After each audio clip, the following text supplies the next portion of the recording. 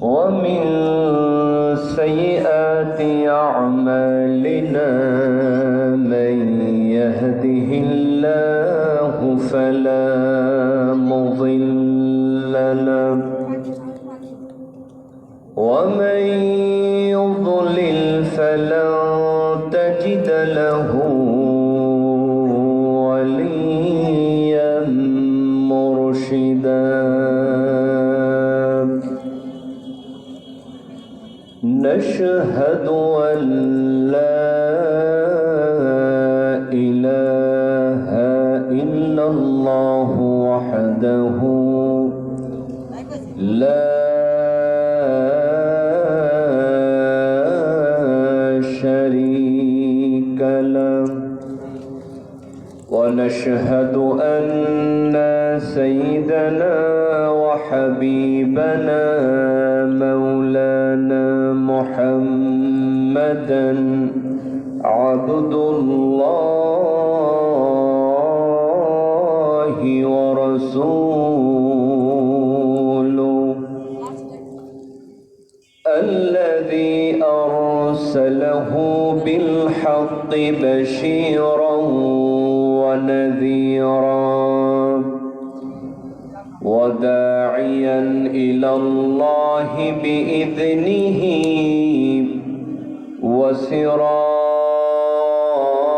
وسراجا منيرا فقد قال الله تعالى في كلامه المجيد وفرقانه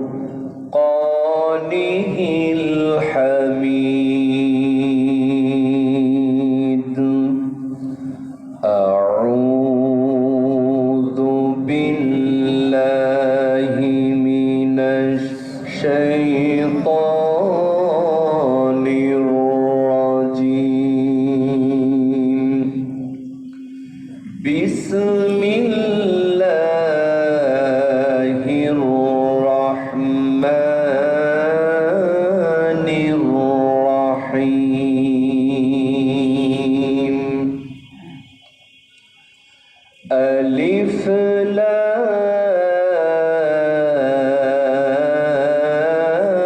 لام را كتاب أنزلناه إليك لتخرج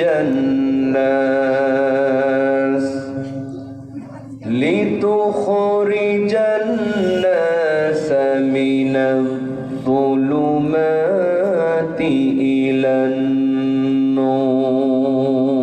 النور وقال تعالى في شان حبيبه صلى الله عليه وسلم إن الله وملائكته يصلون على النبي يا أيها الذين آمنوا صلوا عليه وسلموا تسليما اللهم صل على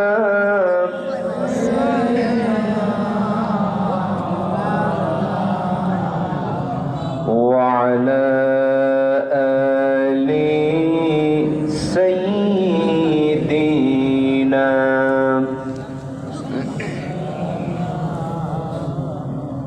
নবীর প্রতি সবার ভালোবাসা আছে না নাই? কম না বেশি? দরুদ আছে যেখানে আমরা আছি, তাহলে একটু জোর ও কণ্ঠে নবীর প্রেমে মাতোয়ারা হয়ে আকাশ বাতাস মুখরিত করে বলেন আল্লাহুম্মা সাল্লি আলা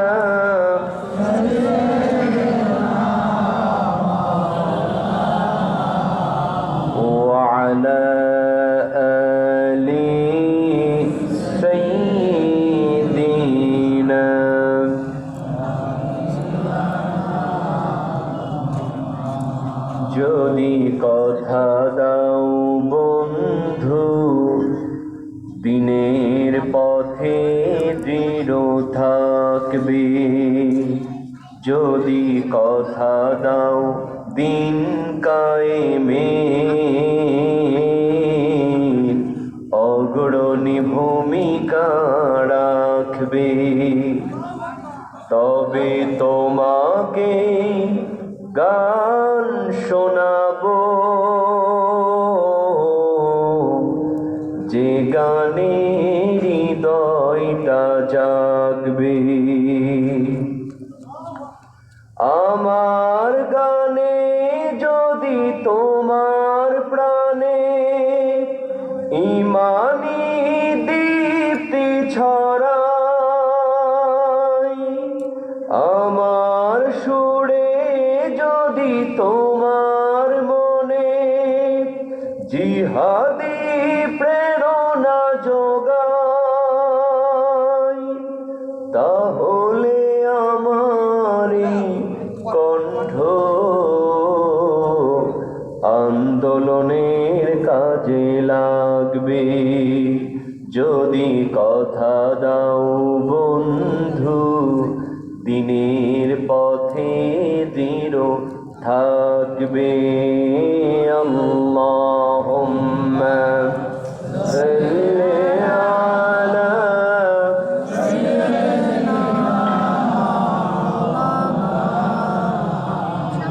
ওয়া আলা আলি সাইয়্যিদিনা। একটু জোরে জোরে বলেন, জোরে জোরে বলেন। বালাগাল উলা বিকামালিহি কাশাফাত তুজা বিজামালিহি হাসুনাত জামিউ খিসালিহি সল্লু আলাইহি। मुझे कुछ मिले या न मिले मोहम्मद मिले, यानी वो शय जिसे अल्लाह मिले। बलगल उला बिकमालिही कशफत दुजा बिजमालिही हसनत जमीउ खिसालिही सल्लू। মানুষ কই জাহিরে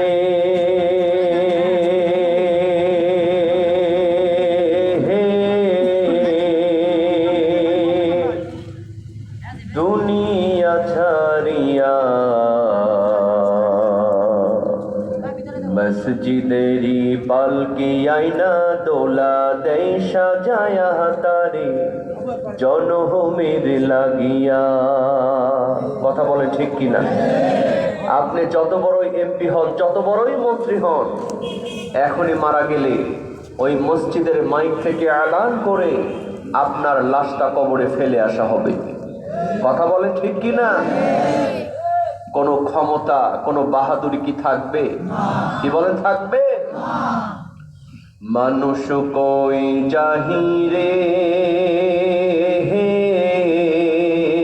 দুনিয়া ছাড়িয়া, মসজিদেরি পালকি আইনা দোলা দেয় সাজায়া তারি জনমের লাগিয়া। মসজিদেরি পালকি আইনা দোলা দেয় সাজায়া তারি জনমের লাগিয়া। এই বাড়ি লাগিয়া কত করলাম মারামারি, মামলা মুকদ্দমা কইরা খুয়াইলা যে করি। কথা বলে ঠিক কিনা? আজকে আপন ভাই আপন ভাইয়ের নামে হামলা মামলা দেয় সামান্য জায়গা জমির কারণে। কথা বলেন ঠিক কিনা? এই বাড়ি লাগিয়া কত করলাম মারামারি, মামলা মুকদ্দমা কইরা খুয়াইলা যে করি। আজকে তুমি যাবে চলে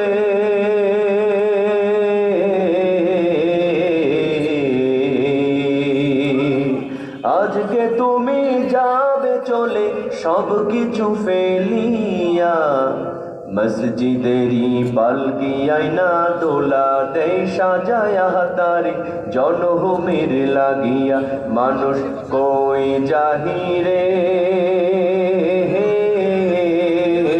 দুনিয়া ছাড়িয়া। মসজিদেরই পালকি আইনা দোলা দেয় সাজায়া তারে, জনমের লাগিয়া।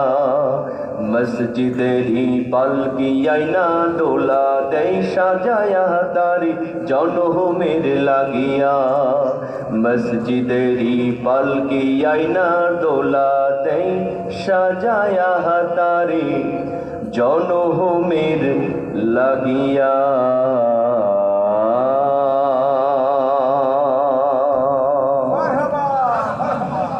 اللهم آمين. ربنا ظلمنا أنفسنا وإن لم تغفر لنا وترحمنا لنكونن من الخاسرين. আল্লাহ তাআলা ঐতিহ্যবাহী তেরুলি বাইতুল ফালাহ জামে মসজিদের উদ্যোগে আয়োজিত আজকের এই বিশাল ওয়াজ মাহফিলে কিছু দরুদ ও সালাম পড়ে তোমার দরবারে হাত তুলেছি। মেহেরবানি করে হাতটুকুন সোনার মদিনায় নবী পাকের রওজা মুবারকে পৌঁছায়া দাও। তামাম পৃথিবীর মাটির নিচে যত মুমিন মুমিনাত শুয়ে আছে তাদের আরোর উপরে সওয়াবটুকুন পৌঁছায়া দাও রব্বুল আলামিন। বিশেষ করে মাহফিলের আয়োজন যারা করলেন আর দূর দূরান্ত থেকে শোনার জন্য যারা এসেছেন, কিয়ামতের দিন মুসিবতের সময় এই মাহফিল আমাদের সকলের জন্য নাজাতের জারিয়া বানিয়ে দিও। সুবহানাল্লাহ।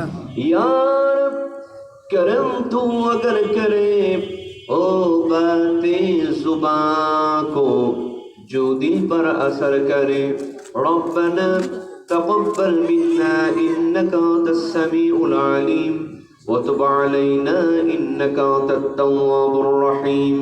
सुब्हान रब्बिका रब्बिल इज्जति अम्मा यसिफून व सलामुन अलल मुरसलीन वल्हम्दुलिल्लाहि रब्बिल आलामीन। একটু জিকির করেন লা ইলাহা ইল্লাল্লাহ, জোরে লা ইলাহা ইল্লাল্লাহ, লা ইলাহা ইল্লাল্লাহ। আসমানে আল্লাহ জমিনে আল্লাহ, আসমানে আল্লাহ জমিনে আল্লাহ, হায়াতে আল্লাহ মৌতে আল্লাহ, লা ইলাহা ইল্লাল্লাহ। ভাইরে একটু সামনের দিকে আগানো যাবে, পেছনে যা হয় হোক সামনে এক ইঞ্চি জায়গাও ফাঁকা রাখবেন না, শয়তানকে বসতে দিবেন না। একটু জিকির করতে করতে ভাই আওয়াজটা একটু ক্লিয়ার করেন, একটু আগে আসেন। লা ইলাহা জোরে লা ইলাহা, সবাই সবাই পেছন দিকে একটু আগে সামনের দিকে। লা ইলাহা আল্লাহ নামের পাগল পারা, জাদু সরুজার গ্রহ তারা,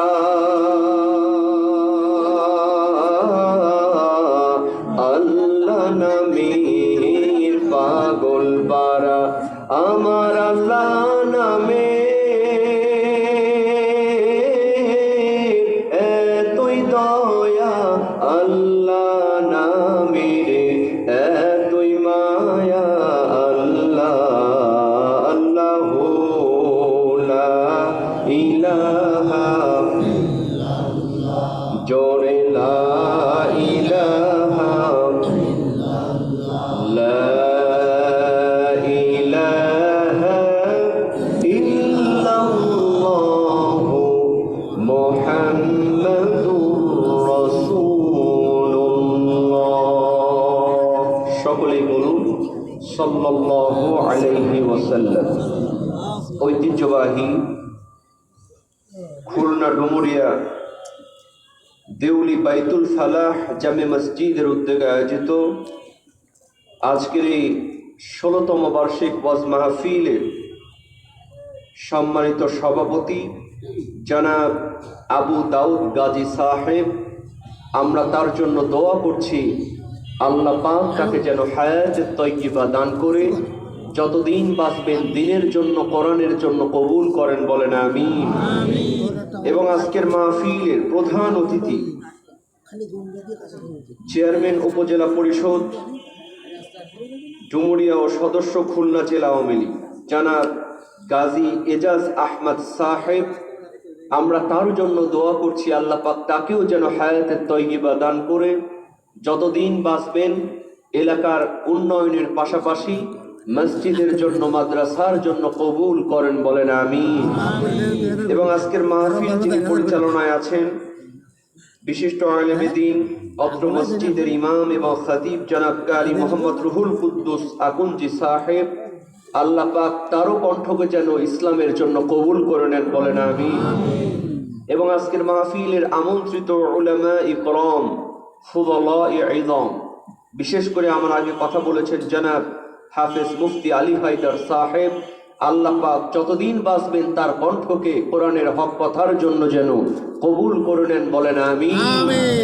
এবং আজকের মাহফিলে আমার সামনে বসে থাকা ইসলাম প্রেমী, কোরআন প্রেমী, রসুল প্রেমী, তাওহীদের এক ঝাঁক পতাকাবাহী মুসলমান ভাইয়েরা, অরুণ পথের তরুণ দল, আমার যুবক ভাইয়েরা, স্নেহের কচি ও কাচারা, দাড়ি পাকা মুরব্বিয়ানি করমেরা, পর্দার অন্তরালে অবস্থানরতা আমার সম্মানিতা মা এবং বোনেরা, শুরুতেই আনুষ্ঠানিকতার মধ্য দিয়ে অন্তরের অন্তঃস্থল থেকে হৃদয় নিংড়ানো আবারও সালাম, আসসালামু আলাইকুম ওয়া রাহমাতুল্লাহি ওয়া বারাকাতুহু।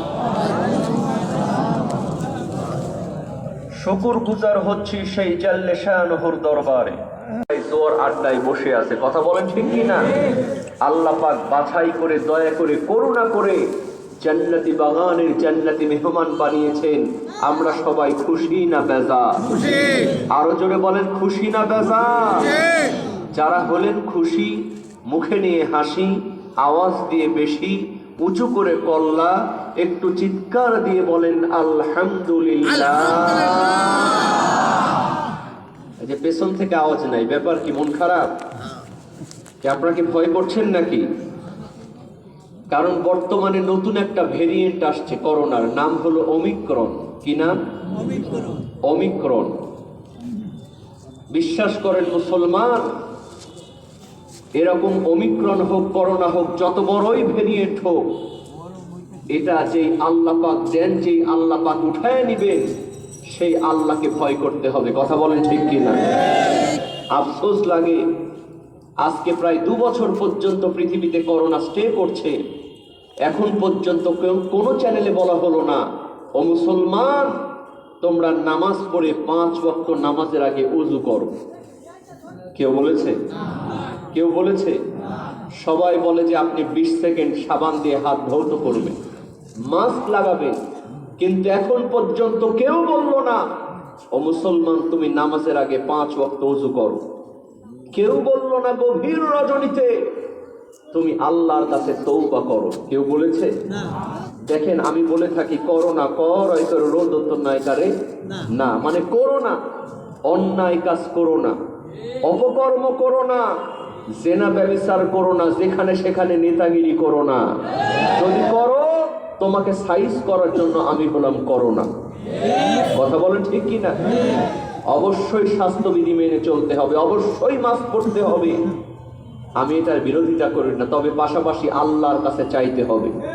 কথা বলেন ঠিক কি না? কারণ বিশ্ব নবীজির হাতে একবার বল্লা পোকায় কামড় দিল। কি পোকা?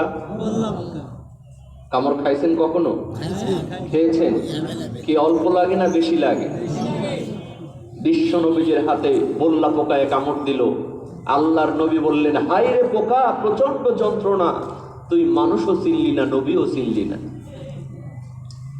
বন্ধুরা আমার, প্রচন্ড যন্ত্রণা শুরু হয়ে গেছে। আল্লাহর নবী হযরতে আয়েশা রাদিয়াল্লাহু তাআলা আনহাকে বললেন, আয়েশা জলদি করে তাড়াতাড়ি করে তুমি লবণ পানি গরম দাও, হযরত আয়েশা রাদিয়াল্লাহু তাআলা আনহা লবণ পানি গরম দিলেন। বিশ্বনবীজি বললেন, আয়েশা এবার তুমি ওই পানি আমার হাতের মধ্যে ঢালো। হযরতে আয়েশা রাদিয়াল্লাহু তাআলা আনহা বিশ্বনবীজির হাতের মধ্যে গরম করা লবণ পানি ঢালতে শুরু করলেন। আর আল্লাহর নবীজির জবান দিয়া বের হয়ে গেল, আলহামদুলিল্লাহি রাব্বিল আলামিন আর রহমানির রহিম মালিকি ইয়াউমিদ্দিন ইয়্যাকা না'বুদু ওয়া ইয়্যাকা নাস্তাঈন ইহদিনাস সিরাতাল মুস্তাকিম সিরাতাল লাযীনা আন'আমতা আলাইহিম গায়রিল মাগদুবি আলাইহিম ওয়ালাদ-দাল্লিন।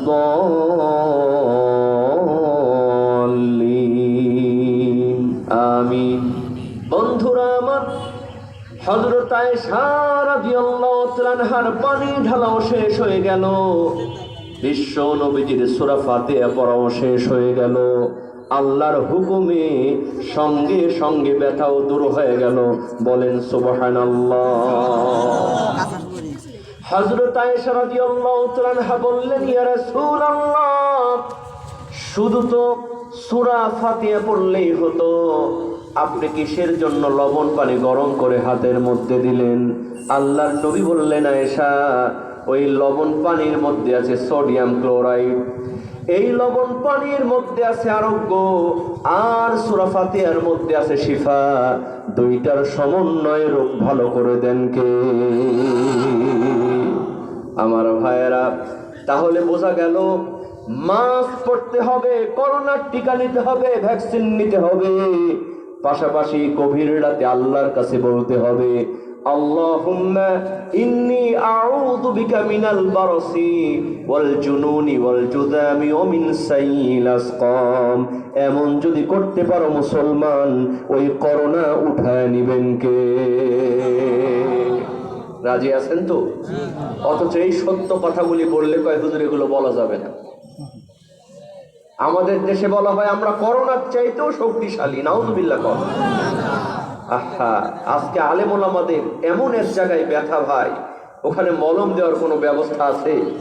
ওই যে একটা মমতাজ আপার একটা গান আছে না, ওরে মনে যদি পছন্দ ধরে গন্ধ কিরে পাওয়া যায়, চোখে তারে যায় না দেখা, মলম দিহিবি কোন জায়গায়। আজকে এমন এক জায়গায় ব্যথা, ওখানে মলম দেওয়ার কোনো ব্যবস্থা। তারপরও মাহফিল এসে আমরা সবাই খুশি না বেজার? সুতরাং আওয়াজটা আসতে হবে না জোরে হবে? আচ্ছা বলেন তো, এখানে যদি প্রতিদিন মাহফিল হয়, কিয়ামত পর্যন্ত যদি আল্লাহর প্রশংসা করা হয়, প্রশংসা করে কি শেষ করা যাবে? কি বলেন, যাবে? এটা কি আমার কথা না আল্লাহর কথা? আল্লাহর কথা। আল্লাহ রাব্বুল আলামিন বলেন, ওয়ালাউ আন্না মা ফিল আরদি মিন শাজারাতিন আকলামু ওয়াল বাহরু ইয়ামুদ্দুহু মিন বাদিহি সাবআতু আবহুরিন মা নাফিদাত কালিমাতুল্লাহ। চিৎকার দিয়ে বলেন আল্লাহু আকবার। আল্লাহ রাব্বুল আলামিন বলেন, বান্দারে, এই পৃথিবীর মধ্যে যতগুলো বৃক্ষ রয়েছে, সমস্ত বৃক্ষগুলোর যদি কলম বানানো হয়, আর যতগুলা পানি রয়েছে, আটলান্টিক মহাসাগর থেকে শুরু করে খাল বিল হাওর বাওর নদী নালার মধ্যে যতগুলা পানি রয়েছে, সমস্ত পানিগুলারে যদি কালি বানানো হয়, আর আল্লাহর প্রশংসা লিখতে যদি শুরু করা হয়, লিখতে লিখতে সমস্ত পৃথিবীর বৃক্ষ নামক কলমগুলো ক্ষয় হয়ে যাবে, সমস্ত পৃথিবীর পানি নামক কালিগুলো ফোরায় যাবে, কিন্তু আল্লাহর প্রশংসা লিখে কোনোদিন শেষ করা যাবে না।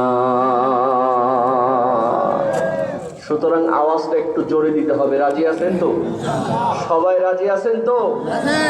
আচ্ছা বলেন তো, আল্লাহর প্রশংসা করতে গিয়ে যদি আমার কণ্ঠটা ভেঙেও যায়, কারো কোনো লস হবে? কি বড় লস হবে? আসুন দল মত নির্বিশেষে যার কণ্ঠে যত শক্তি আছে সমস্ত শক্তি উজাড় করে আবারও বলে উঠছি আলহামদুলিল্লাহ। সবাই বলেন রব্বানা লাকাল হামদ হামদান কাসীরান তাইয়িবান মুবারাকান ফীহি। প্রশংসা করলাম কার? আল্লাহর। আসুন আমরা এবার মূল তাফসীরের দিকে চলে যাই। আমার ভাইয়েরা, আমি আজকে আপনাদের সামনে পবিত্র আল কোরআনুল কারীমের একটি গুরুত্বপূর্ণ সূরা, সূরার নাম হলো সূরা ইব্রাহিম। জোরে বলেন, নাম কি? সূরা ইব্রাহিম। এই সূরা ইব্রাহিমের 1 এবং 2 নম্বর আয়াতের কিছু অংশ তেলাওয়াত করেছি, অল্প সময় আলোচনা করব। সবাই কি শুনতে রাজি আছেন? শেষ পর্যন্ত সবাই থাকতে রাজি আছেন? কারা কারা রাজি নাই দুহাত তুলে দেখেন।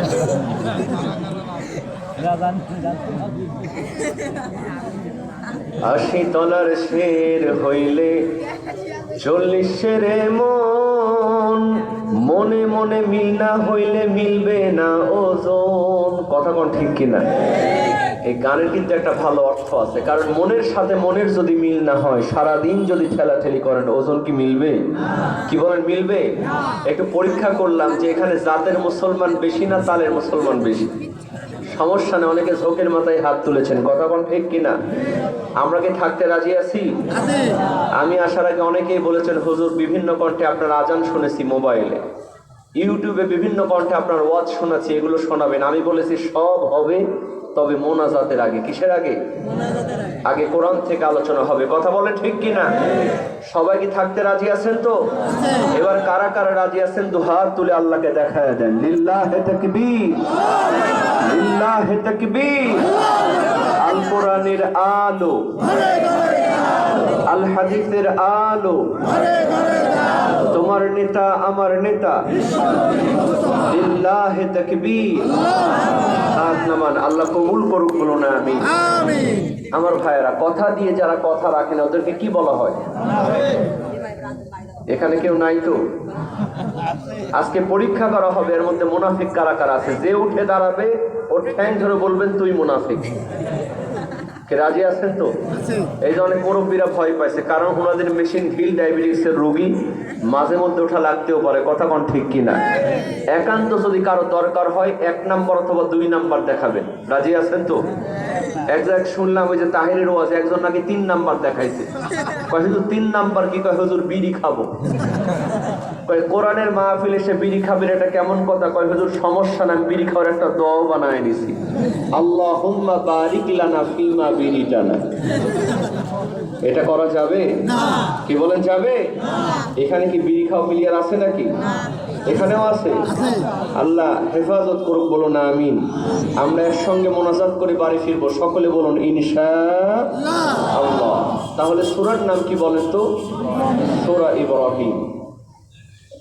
বন্ধুরা আমার, আল্লাহ রাব্বুল আলামিন সূরা ইব্রাহিমের শুরুতেই বলছেন আলিফ লাম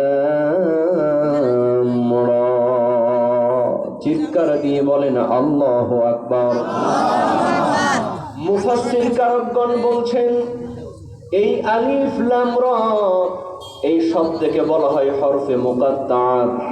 পবিত্র আল কোরআনুল কারীমের যতগুলো এরকম আছে, আলিফ লাম মিম তাসিম মিম ইয়াসিন হামিম, এগুলোকে বলা হয় হরফে মুকাত্তাআত। আল্লাহু আ'লামু বিমুরাদিহি, এর অর্থ আল্লাহ ছাড়া দুনিয়ার কেউ জানে না। আল্লাহ রাব্বুল আলামিন এই হরফে মুকাত্তাআত দ্বারা শুরু করে বলছেন কিতাবুন আনজালনাহু ইলাইকা লিতুখরিজান নাসা মিনায-যুলুমাতি ইলান-নূর। চিৎকার দিয়ে বলেন আল্লাহু আকবার। আল্লাহ রাব্বুল আলামিন বলেন কিতাবুন আনজালনাহু, আমি এই কিতাবকে নাজিল করেছি, তার মানে হলো কোরআনকে আমি নাজিল করেছি শুধু খতম পড়ার জন্য নয়, কোরআনকে নাজিল করেছি শুধু তাবিজ কবজ করার জন্য নয়, এই কোরআনকে আমি নাজিল করে দিয়েছি পারিবারিক জীবন থেকে রাষ্ট্রীয় জীবন পর্যন্ত মানুষদেরকে অন্ধকার পথ থেকে আলোর পথ দেখানোর জন্য আমি আল্লাহ রাব্বুল আলামিন কোরআন নাজিল করে দিয়েছি। বলেন সুবহানাল্লাহ। আমার ভাইয়েরা, অথচ আজকে কোরআন নিয়ে ষড়যন্ত্র আছে না নাই? কয়েকদিন আগে দেখা গেল এই কোরআনকে মূর্তির পায়ের মধ্যে রাখা হয়েছিল। বলেন নাউজুবিল্লাহ। আমরা স্পষ্ট করে বলতে চাই, কোরআনকে মূর্তির পায়ে রেখে কোনো লাভ আছে? কারণ কোরআন নাজিল করেছেন কে? ইন্না নাহনু নাযালনা যিকরা ওয়া ইন্না লাহু লাহাফিজুন। চিৎকার দিয়ে বলেন আল্লাহু আকবার। আল্লাহ রাব্বুল আলামিন বললেন, বান্দা, কোরআন নিয়ে ষড়যন্ত্র করে কোনো লাভ নাই। কোরআন নাজিল করেছি আমি আল্লাহ, আর কোরআনের হেফাজতের দায়িত্ব নিলাম আমি আল্লাহ। সুতরাং সমস্ত কোরআন যদি আগুন দিয়ে পুড়িয়ে ফেলা হয়, কোরআন কি মুছে ফেলা সম্ভব? যেই দোকানগুলোতে কোরআন শরীফ কিনতে পাওয়া যায়, ওই দোকানগুলো যদি আগুন লাগায় ভেঙে ফেলা হয়, কোরআন কি মুছে ফেলা সম্ভব? যদি আগুন লেগে ধ্বংস হয়ে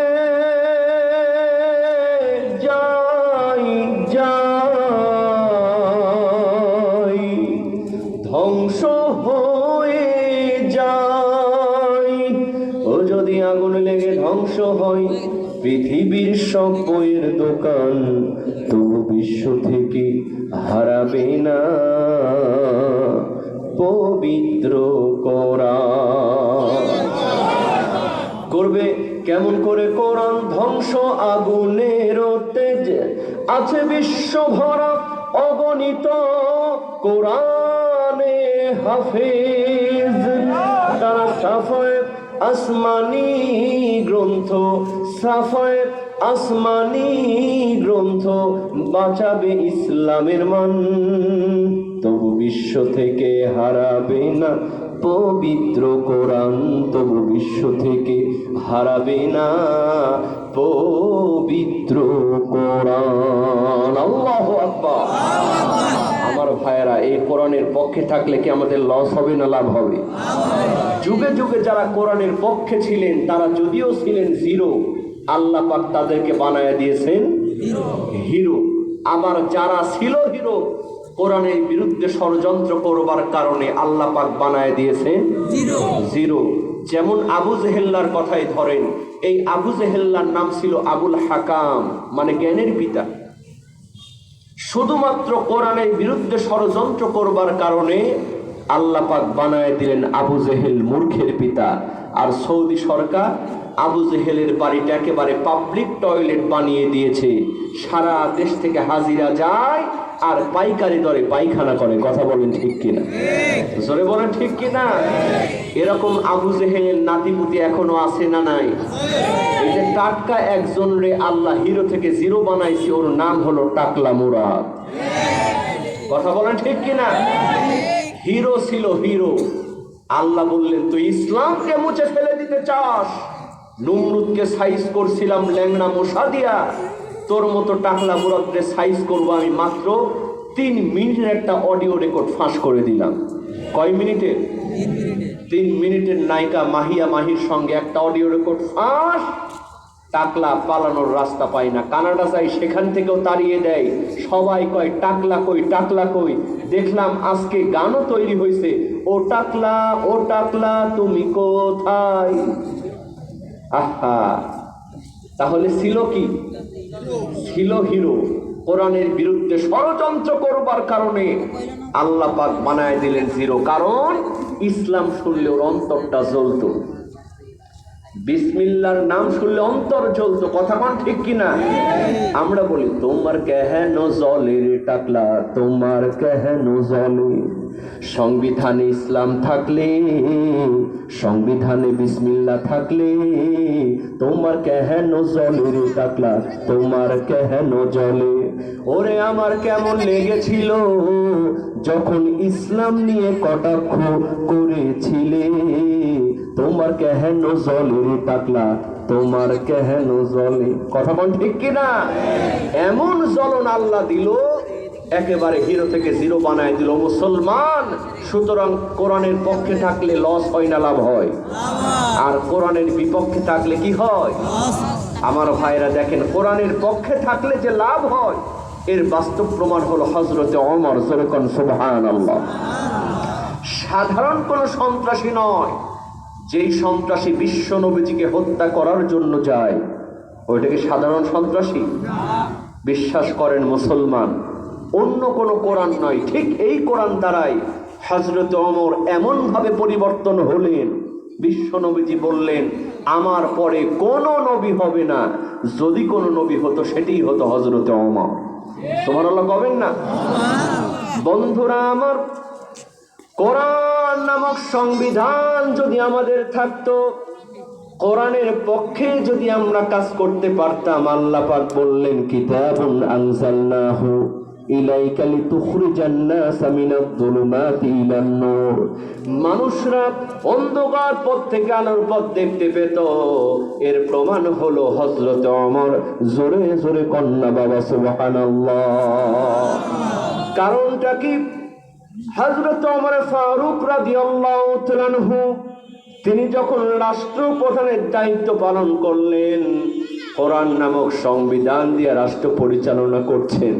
ও মুসলমান, হযরত ওমর ফারুক রাদিয়াল্লাহু তাআলা আনহু কোরআন দিয়ে রাষ্ট্র পরিচালনা করবার কারণে সেই রাষ্ট্রের মধ্যে কোনো রকম চুরি, কোনো রকম ব্যভিচার ছিল না। বলেন সুবহানাল্লাহ। কারণ কোরআনের আইনে চোরের বিচার আছে না নাই? আছে না নাই? কোরআন বলছে ওয়াসারিকু ওয়াসারিকাতু ফাকতাউ আইদিয়াহুমা, চোর এবং চোরনি যদি চুরি করে তাদের হাতটা কেটে দাও। কি কেটে দাও? বিশ্বাস করেন মুসলমান, আজ যদি বাংলাদেশি একটা চোরকে ধরে প্রমাণ নিয়া ঢাকা বাইতুল মুকাররমের সামনে যদি তার হাতটা করতন করা হতো, আর সেই ভিডিওটা লাইভ অনুষ্ঠান যদি সারা পৃথিবীর মানুষকে দেখানো হতো, মানুষ বাড়িঘর দোকানপাট খোলা রাখতো, চোর চুরি করার কোনোদিন সাহস পেত না। আজকে ধর্ষণ বন্ধ হয় না, কোরআনে ধর্ষণের বিচার আছে না নাই? আছে না নাই? বিশ্বাস করেন মুসলমান, কোরআন বলছে কোন বিবাহিত পুরুষ এবং মহিলা যদি জেনা করে আর যদি কেউ ধর্ষণ করে, তাদেরকে গলা পর্যন্ত গেড়ে দাও। কি পর্যন্ত গেড়ে দাও? মাটির মধ্যে গলা পর্যন্ত গেড়ে দিয়া পাথর নিক্ষেপ করে হত্যা করো। ও মুসলমান, আজকে যদি একজন ধর্ষককে ঢাকা বাইতুল মুকাররমের সামনে গলা পর্যন্ত গেড়ে দিয়া পাথর নিক্ষেপ করে হত্যা করা হতো, আর সমস্ত টিভি চ্যানেলে ওইটা যদি লাইভ দেখানো হতো, মেয়েরা উলঙ্গ হয়ে ঘোরাফেরা করলো, ধর্ষণ করা তো দূরের কথা, কোন যুবক তাদের দিকে পাকা চোখে তাকাতে পারতো না। হযরত ওমর কোরআন নামক সংবিধান দিয়ে রাষ্ট্র পরিচালনা করে পরিবর্তন এনেছিলেন। কারণ হযরত ওমর তো এমন নেতা ছিলেন, তিনি তো বোতল খেয়ে ঘুমাতেন না। বাংলাদেশে কিছু নেতা আছে, সবাই না, আমার কথা বুঝতে হবে, সবাই না, অবশ্যই ভালো নেতা আছে। কথা বলেন ঠিক কিনা? মাননীয় প্রধানমন্ত্রীকে একবার প্রশ্ন করা হয়েছিল, মাননীয় প্রধানমন্ত্রী একজন এমপি প্রশ্ন করেছিলেন যে আমি ঘুম থেকে উঠে মোবাইল খুঁজি, যুবকেরা ঘুম থেকে উঠে বউ খোঁজে, ছোট্ট বাচ্চারা মা খোঁজে, ও প্রধানমন্ত্রী আপনি ঘুম থেকে উঠে কি খোঁজেন? মনে আছে আপনাদের? মাননীয় প্রধানমন্ত্রী শেখ হাসিনা বলেছিলেন আমি ঘুম থেকে উঠে যাই নামাজটা খুঁজি, নামাজের জন্য আমার যাই নামাজটা কোথায়? সুবহানাল্লাহ কবেন না? তাহলে প্রধানমন্ত্রী নামাজের জন্য যাই নামাজ খোঁজেন, তার মানে বোঝা গেল প্রকৃত আওয়ামী লীগ করবে যারা 5 ওয়াক্ত নামাজি আগে হবে তারা। কথা বলেন ঠিক কিনা? ইনারা না, তবে এমন কিছু নেতা আছে প্রধানমন্ত্রী বরাদ্দ দেন রড, ওরা রডের জায়গায় বাঁশ দিয়ে দেয়। আছে না নাই? বন্ধুরা আমার, হযরত ওমর ফারুক রাদিয়াল্লাহু তাআলা আনহু কোরআন নামক সংবিধান দিয়ে রাষ্ট্র পরিচালনা করছেন। কিতাবের মধ্যে এসেছে একদিন রাতের বেলা হযরত ওমর ফারুক রাদিয়াল্লাহু তাআলা আনহু একটা বাতি জ্বালায়া রাষ্ট্রের কাজ করতেছেন, লেখালেখির কাজ করতেছেন। এমন সময় হযরতে আলী রাদিয়াল্লাহু তাআলা আনহু চলে আসলেন, ডাক দিয়ে বললেন, ওমর, তোমার সঙ্গে আমার একটু কথা আছে। হযরত ওমর ফারুক রাদিয়াল্লাহু তাআলা আনহু একবার বাতির দিকে তাকালেন, আর একবার হযরতে আলীর মুখের দিকে তাকালেন। এরপরে বললেন, আলী, যেই কথা তুমি বলতে চাও ওই কথা তোমার ব্যক্তিগত কথা না কোনো রাষ্ট্রীয় কথা? হযরত আলী রাদিয়াল্লাহু তাআলা আনহু বললেন, ওমর, এই কথা একান্তই আমার ব্যক্তিগত কথা। যেমন বলেছেন ব্যক্তিগত কথা, হযরত ওমর ফারুক রাদিয়াল্লাহু তাআলা আনহু একটা ফু দিয়া বাতিটা নিভায়া দিলেন। সুবহানাল্লাহ। হযরত আলী মন খারাপ করলেন, কারণ আপনি যদি কারো বাড়িতে বেড়াতে যান, আপনার বাড়িতে যাওয়া দেখে ওই বাড়ির লাইট ফ্যান যদি বন্ধ করে দেয়, আপনার মেজাজ ভালো হবে না খারাপ হবে? হযরত আলী মন খারাপ করলেন। হযরত ওমর চোখের পানি ছেড়ে দিয়ে বললেন, আলী, আমার কাজে তুমি মন খারাপ করো না, তোমাকে অপমান করার জন্য আমি কিন্তু বাতি নিভায়া দিই নাই। ও আলী, এই বাতির মধ্যে যে তেলটা আছে ওই তেলটা হলো রাষ্ট্রের টাকা দিয়া কেনা। রাষ্ট্রের টাকার তেল দিয়া আমি রাষ্ট্রীয় কাজ করতেছিলাম, এখন তোমার সঙ্গে এই রাষ্ট্রের টাকার তেল দিয়া বাতি জ্বালায়া আমি যদি ব্যক্তিগত আলোচনা করি, ও আলী, কিয়ামতের ময়দানে আমি ওমরকে ওই তেলের হিসাব আল্লাহর কাঠ গড়াই দেওয়া লাগবে। আমার ভাইয়েরা, আজ যদি বাংলাদেশের সকল নেতা, মেম্বার থেকে চেয়ারম্যান পর্যন্ত, এমপি মন্ত্রী পর্যন্ত যদি জনগণের সম্পত্তিকে আমানত মনে করতেন, বিশ্বাস করেন নমিনেশন টাকা দিয়া কিনা লাগতো না, উল্টা আপনার বাড়িতে এসে সরকার নমিনেশন পৌঁছায়া দিত। হযরত ওমর, তিনি রাতের বেলা ঘুমাতেন না, এলাকার জনগণ কেমন আছে এটা জানার জন্য বাড়ি থেকে বের হয়ে যেতেন। জোরে কোন সুবহানাল্লাহ। দেখেন, আল্লাহ যে বলছেন যে কোরআন নাজিল করেছে অন্ধকার পথ থেকে আলোর পথ দেখানোর জন্য, সেটা কেমন? হযরত ওমর কোরআন নামক সংবিধান দিয়ে রাষ্ট্র পরিচালনা করবার কারণে তিনি রাতের বেলা ঘুমাতেন না, এলাকার জনগণ কেমন আছে এটা জানার জন্য বাড়ি থেকে বের হয়ে যেতেন। কিতাবের মধ্যে এসেছে হযরত ওমর একবার বাড়ি থেকে তিনি বের হয়ে গেলেন, যেতে যেতে গভীর রাতে একটা মরুভূমির প্রান্তর দেখতে পেলেন। ওই মরুভূমির প্রান্তরে একটা ছোট্ট বাড়ি দেখতে পেলেন। হযরত ওমর ওই বাড়ির সামনে যখন যেতে শুরু করলেন, আমার ভাইয়েরা, সঙ্গে সঙ্গে ওই বাড়ির মধ্যে থেকে একটা মেয়ের কণ্ঠে অশ্লীল বিরহের গান শুনতে পেলেন। নাউজুবিল্লাহ কবেন না? অশ্লীল বিরহের গান কি আপনারা বোঝেন? যুবকেরা বোঝে, মুরব্বীরা হয়তো বুঝতেছে না। বাংলাদেশে দেখবেন অনেক যুবক ছেলে প্রেম করে ছ্যাঁকা খায়, আছে না নাই? প্রেম করে ছ্যাঁকা খায়, বিরহের গান গায়। আমি একটা জিন্দা লাশ, কাটিস না রে জংলার বাঁশ, আমার লাইগা 3.5 হাত কবর করিস না, আমি পীড়িতের অনলে পোড়া, মরার পরে আমায় মারিস না। নাউজুবিল্লাহ কবেন না? হযরত ওমর মেজাজ গরম হয়ে গেল, কার এত বড় সাহস আমার রাষ্ট্রের মধ্যে থেকে অশ্লীল বিরহের গান গাই? কোরআন নামক সংবিধান দিয়ে রাষ্ট্র পরিচালিত হয়। পবিত্র আল কোরআনুল কারীমের সূরাতুল লুকমান এই সূরা লুকমানের 6 নাম্বার, কত নাম্বার? 6 নাম্বার আয়াতের মধ্যে আল্লাহ পাক বলছেন, ওয়া মিনান নাসি মান ইয়াশতারি লাহুল হাদীথি লিয়ুদিল্লা আন সাবিলিল্লাহ। চিৎকার দিয়ে বলেন আল্লাহু আকবার। আল্লাহ রাব্বুল আলামিন পবিত্র কোরআনুল কারীমের সূরাতুল লুকমান, এই সূরা লুকমানের 6 নম্বর আয়াতের মধ্যে লাহুল হাদিস এই শব্দ দ্বারা জমিনের মধ্যে সকল অশ্লীল গান বাজনা কিয়ামত পর্যন্ত নিষিদ্ধ ঘোষণা করেছে। আমার ভাইয়েরা, কিন্তু বাংলাদেশে 95% মুসলমান, যেখানে যাবেন গান বাজনা আছে না নাই?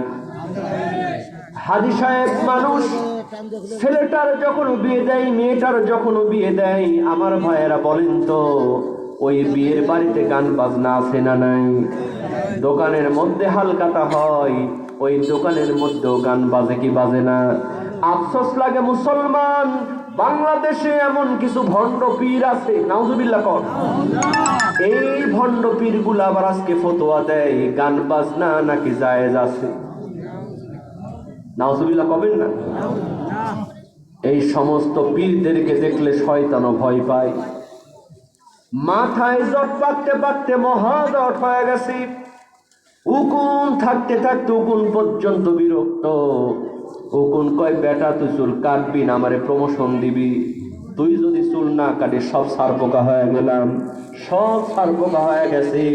উপরের অবস্থা যদি এমন হয়, নিচের অবস্থা ভণ্ড বাবার কি হয়েছে আল্লাহ ভালো জানে। কারণটা হলো, আজ থেকে কয়েক বছর আগে আমি যখন কুষ্টিয়া বিশ্ববিদ্যালয়ে পড়াশোনা করতাম, কুষ্টিয়ার লালন শাহ মাঝের একজন পীর এসেছিল, নাম দিয়েছিল গোসল বাবা। কি বাবা? জিজ্ঞেস করলাম নাম কেন গোসল বাবা? তার মুরিদেরা কয় 30 বছর হয়ে গেছে আমাদের পীর সাহেব গোসল করে না, হ্যাঁ গ্যাস শুষে না, মুতেও পানি নেয় না। জিজ্ঞেস করলাম, বাবা তুমি 30 বছর হয়ে গেছে গোসল করো না, কিন্তু হ্যাঁ গ্যাস শুষো না, মুতে পানি নেও না, কোন শরীয়তে আছে? কয় কিসের মৌলবি হইছ মিয়া? এটা শুধু শরীয়ত দিয়া হবে না, এটা জানতে হলে তোমার মারিফত জানা লাগবে। কি জানা লাগবে? মারিফত। কি মারিফত? কয় কারবালার প্রান্তরে হুসাইন পরিবার এক ফোঁটা পানি না পায় সপরিবারে শহীদ হয়ে গেল, সেই পানি তোমরা মিয়া কেমনি অকাজে ঢালো? যুক্তি দেখেন, কারবালার প্রান্তরে হুসাইন পরিবার পানি না পায় শহীদ হয়ে গেছে, এজন্য আমি হাই গ্যাস শুষি না, মুতেও পানি না। আরে কোন লাঠি দিয়ে পিটাবেন আপনি? জিকির করতে করতে গাছের মধ্যটা বসে থাকে। কয়েকদিন আগে দেখলাম কেউ বলতো দাঁড়ায় জিকির করো, আরেক দল বলতো বসে জিকির করো। বর্তমানে ইউটিউবে দেখলাম আরেকটা দল আসছে, ওরা কয় দাঁড়ায় নয়, বসেও নয়, মাঝামাঝি কায়দায় অ্যাঙ্গেলে ঝাড়ো। দেখছেন ভিডিও এরকম মাঝামাঝি? এটা বলেছি কি? আহা, এরা আবার কয় না শুধু গান বাজনা না, কোরআনে নাচার কথাও আছে, নাচা যাবে। দলিল, আল্লাহ বলছে কুল আউযু বিরাব্বিন নাস মালিকিন নাস ইলাহিন নাস। আল্লাহ এক জায়গায় নাচতে বলছে, তোমরা কও নাচা যাবে না? নাউজুবিল্লাহ কবেন না? বিশ্বাস করেন বাদ্যযন্ত্র গান বাজনা হারাম করেছেন কে? কারণ এই যে এই বাদ্যযন্ত্রগুলি নিয়ে গবেষণা করলে আপনারা দেখবেন এগুলো জাহান্নামের কথা বলে। যেমন এই যে দুই দিকে মোড়ানো থাকে বাড়ি দেয়, কি বলে? ঢোল। ঢোল, এই ঢোলে যখন বাড়ি দেয় কি আওয়াজ আসে দেখছেন? দুজুক দুজুক দুজুক দুজুক দুজুক দুজুক করে, দেখেছেন বাড়ি দিলে? আরেকটা আছে সেতারা, কয় কে রে কে রে কে রে কে রে। আরেকটা আছে তিনতারা, কয় তিনজন তিনজন তিনজন তিনজন, মানে যে ঢোল বাজালো সেতারা বাজালো তিনতারা বাজালো, তিনজনই জাহান্নামে গেল। কথা বলেন ঠিক কিনা? এরা কয় লোকে বলে বাবাই নাকি সব জানে, লোকে বলে বাবাই নাকি সব জানে। আমরা বলি ভণ্ড বাবা কিচ্ছু জানে না, আমরা বলি ভণ্ড বাবা কিচ্ছু জানে না, আসলে এই ভণ্ডরা সব কুসু জানে। কথা বল ঠিক কিনা? এটা কেউ না বুঝলেও ওই ভণ্ড পীরদের বউরা কিন্তু জানে। আমি বক্তৃতায় বলে থাকি, রাতারাতি স্বামী স্ত্রী শুয়ে আছে, গভীর রজনীতে স্বামী খেকার মারছে, বউ লাভ দেওয়া বলে কি হয়েছে এত রাতে খেকার মারো কেন? কয় তুই জানিস না আমি পীর হইছি? তো পীর হইছো ভালো কথা, তুমি নামাজ পড়বা তাহাজ্জুদ করো, খেকার মারো কে? কয় খানায় কাবায় কুত্তা উঠছিল, এখান থেকে অন্তরের চোখ দিয়ে মারিফতে চোখ দিয়ে দেখে খানায় কাবার কুত্তা তাড়ালাম। বউ মনে মনে কয় সর্বনাশ, সেদিন তুমি অমুকের বাড়ির গাছের কলা চুরি করে এনে খেলা, আর আজকে তুমি এত বড় পীর সাহেব কেমনে হলা? তুমি আসলে অরিজিনাল পীর না ফরমালি দিয়ে পাকানো পীর? তোমার পরীক্ষা না করে ছাড়তেছি। এখন বউয়ের কাছে কিন্তু সবাই সোজা, কথা বলেন ঠিক কিনা? এই জন্য বিশ্বনবীজি বলেছেন, দুনিয়ার সবাই যদি তোমারে ভালো বলে আর তোমার বউ যদি বলে এই লোকটা খারাপ, আমার স্বামী খারাপ, বিশ্বনবীজি বলেছেন ওই স্বামীটাই হলো জাহান্নামী। পৃথিবীর সব মানুষ যদি তোমারে খারাপ বলে কিন্তু তোমার বউ যদি বলে তুমি ভালো, তুমি ভালো, বিশ্বনবীজি বলছেন ওই স্বামীটাই আল্লাহর জান্নাতি। তো এই বউ চিন্তা করছে তোরে আমি সাইজ করব, পরীক্ষা করব। পরের দিন সকালবেলা পীর সাহেবের বউ ভাতের মধ্যে একটা ডিম ভাজা দিয়ে ঢেকে পীর সাহেবের সামনে দিয়েছে। পীর সাহেব দেখে আধা ঘন্টা হয়ে গেছে, ভাত দিছে তরকারি নেই। কয় বিবি, কয় কি হয়েছে? কয় আধা ঘন্টা হয়ে গেল তুই ভাত দিলি তরকারি দিলি না। বউ একটা রান্নাঘর থেকে মুড়া ঝাঁটা নিয়ে এসে পীর সাহেবের সামনে ধরে বলে, তুমি এখানে বসে হাজার হাজার মাইল দূরে খানায় কাবার কুত্তা তাড়াও, আর ভাতের মধ্যে ডিম ভাজা আছে, এটা তুমি টের পাও না? ভণ্ডামি করার জায়গা পাও না? আছে না নাই? বিশ্বাস করেন মুসলমান, পবিত্র আল কুরআনুল কারীমের সূরাতুল লুকমানের 6 নম্বর আয়াত যদি বাংলাদেশের সংবিধানের মধ্যে আইন করা থাকতো, এই রকম ভণ্ড পীর কোনদিন গান বাজনা করার সাহস পেত না। হযরত ওমর তিনি দেখলেন কার এত বড় সাহস, আমার রাষ্ট্রের মধ্যে থেকে কোন মহিলা অশ্লীল বিরহের গান গায়। হযরত ওমর এই গানে বাধা দেওয়ার জন্য বাড়ির মেন দরজায় নক করলেন, দরজা খোলে না। দরজায় ধাক্কা দিলেন, নক করলেন, দরজা খোলে না। আমার ভাইয়েরা বলেন তো, দরজা যদি না খোলে ওমরের মেজাজ ভালো হবে না খারাপ হবে? হযরত ওমর এক দৌড় মেরে বাড়ির পেছন দিকে গেলেন, আরেকটা দরজা দেখতে পেলেন। কারণ আপনারা দেখবেন কিছু বাড়ির মেন একটা দরজা থাকে, পেছন দিকে পকেট গেট দু একটা থাকে কি থাকে না? হযরত ওমর এক দৌড় মেরে বাড়ির পেছন দিকে গেলেন, আরেকটা ছোট্ট দরজা দেখতে পেলেন, ধাক্কা দিলেন, সঙ্গে সঙ্গে দরজা খুলে গেল। আমিরুল মুমিনিন খলিফাতুল মুসলিমিন হযরত ওমর এক দৌড় মেরে ঘরের মধ্যে প্রবেশ করে দেখে একজন সুন্দরী যুবতী মেয়ে একাকী বসে অশ্লীল বিরহের গান গাইতেছে। হযরত ওমর সঙ্গে সঙ্গে বললেন, মেয়ে, কে তোমাকে এত বড় সাহস দিল? তুমি কি জানো না কোরআন নামক সংবিধান দিয়ে আমি রাষ্ট্র পরিচালিত করি? সূরাতুল লুকমানের 6 নম্বর আয়াত দ্বারা আমার রাষ্ট্রের মধ্যে সকল অশ্লীল গান বাজনা কিয়ামত পর্যন্ত নিষিদ্ধ করা হয়েছে। মেয়ে, তুমি কিসের জন্য বিরহের গান বলতেছো? ও মেয়ে, ওমরের চোখে তুমি ধরা পড়ে গেছো। গান বলার কারণ যদি বলতে না পারো, ওমরের কাঠগড়াই তোমার কিন্তু বিচার করা হবে। বলেন সুবহানাল্লাহ। কোরআন কেমনি মানুষ পরিবর্তন করবে? কোরআনের আইন থাকা লাগবে। কথা কোন ঠিক কিনা? জোরে বলেন ঠিক কিনা? এক ডাক্তারে, মুরব্বী মানুষ, আগের যুগের, খুব পেট ব্যথা, ডাক্তারের কাছে গেছে। ডাক্তার কয়, বাবাজি, এই পেট ব্যথার জন্য একটা ওষুধ দিলাম, এরকম ওষুধ চুন দিয়ে 3টা দাগ দিয়ে দিছে। কয় সকালবেলা খালি পেটে খাওয়ার আগে প্রথম দাগ খাবা, দ্বিতীয়বার দুপুরবেলা 2য় নাম্বার দাগ পর্যন্ত খাবা, রাতের বেলা 3য় নাম্বার দাগ খাবা। ওই মুরব্বী কি বুঝছে, বাড়িতে এসে ওষুধের উপরে যে চুন দেওয়া দাগ ওইটার স্ট্রাইটে মুছে সাইজ দিছে। ব্যথা কি কমবে? যা ছিল আরো সর্বনাশ হয়েছে। চিন্তা করলো দুপুরবেলা খায় দেখি দুপুরবেলা দ্বিতীয় নাম্বার দাঁত চেটে মুছে খেয়েছে, ব্যথা আরো বেড়ে গেছে। রাতের বেলা কয় হোমিওপ্যাথির একটা খাসিয়ত হচ্ছে রোগ বাড়ায় দিয়ে একবারে ভালো করে। চিন্তা করলো রাতের বেলা বুঝি ভালো হবে। রাতের বেলা তৃতীয় নাম্বার দাঁত চেটে মুছে খেয়েছে, পেটের ব্যথা আরো দ্বিগুণ বেড়ে গেছে। পরের দিন ডাক্তারের কাছে গিয়ে, এই ডাক্তার কি ওষুধ দিলি তুই? যা ছিল আরো সর্বনাশ হয়েছে। ডাক্তার ওষুধ দিয়ে দেখে ভিতরে ওষুধ ঠিকই আছে, উপরের দাগগুলো সাইটে মুছে সাইজ দিয়েছে। রোগ কি ভালো হবে? ভালো হবে? এই কোরআন আজকে আমরা চুমা খাই, ওরে বাবা একটু কিছু হলে আমরা জড়ায় ধরি। কোরআনের যে কাপড় ওইটার 10 বার করে চুমা খাই, কিন্তু কোরআনের মধ্যে কি আছে এটা আমরা আজকে মানতে চাই না। বলেন তো পরিবর্তন কি আসবে? কি বলেন আসবে? হযরত ওমর ডাইরেক্ট গিয়ে মহিলাকে বলেন, এই মেয়ে তুমি কোন কারণে গান বলছো? যদি প্রমাণ করতে না পারো, কারণ বলতে না পারো, তোমার বিচার করা হবে। সুবহানাল্লাহ।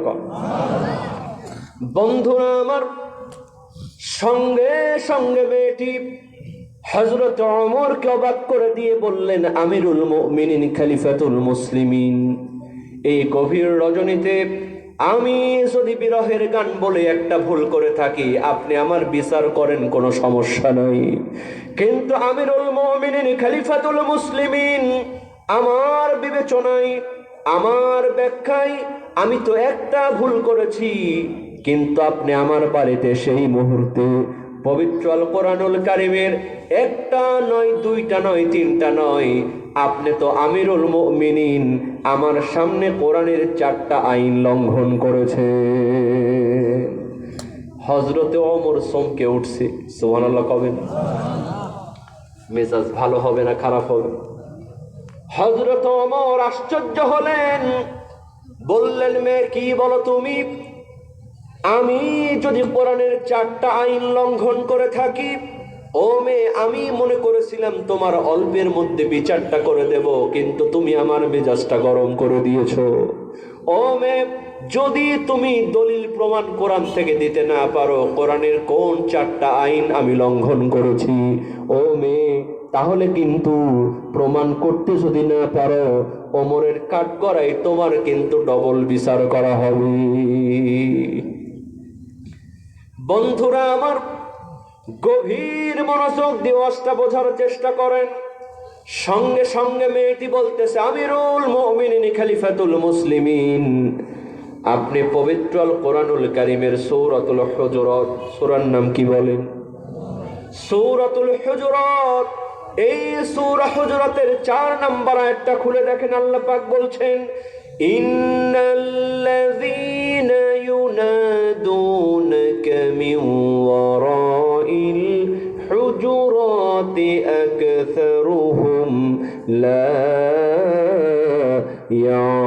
ইয়াকিলুন। চিৎকার দিয়ে বলেন আল্লাহু আকবার।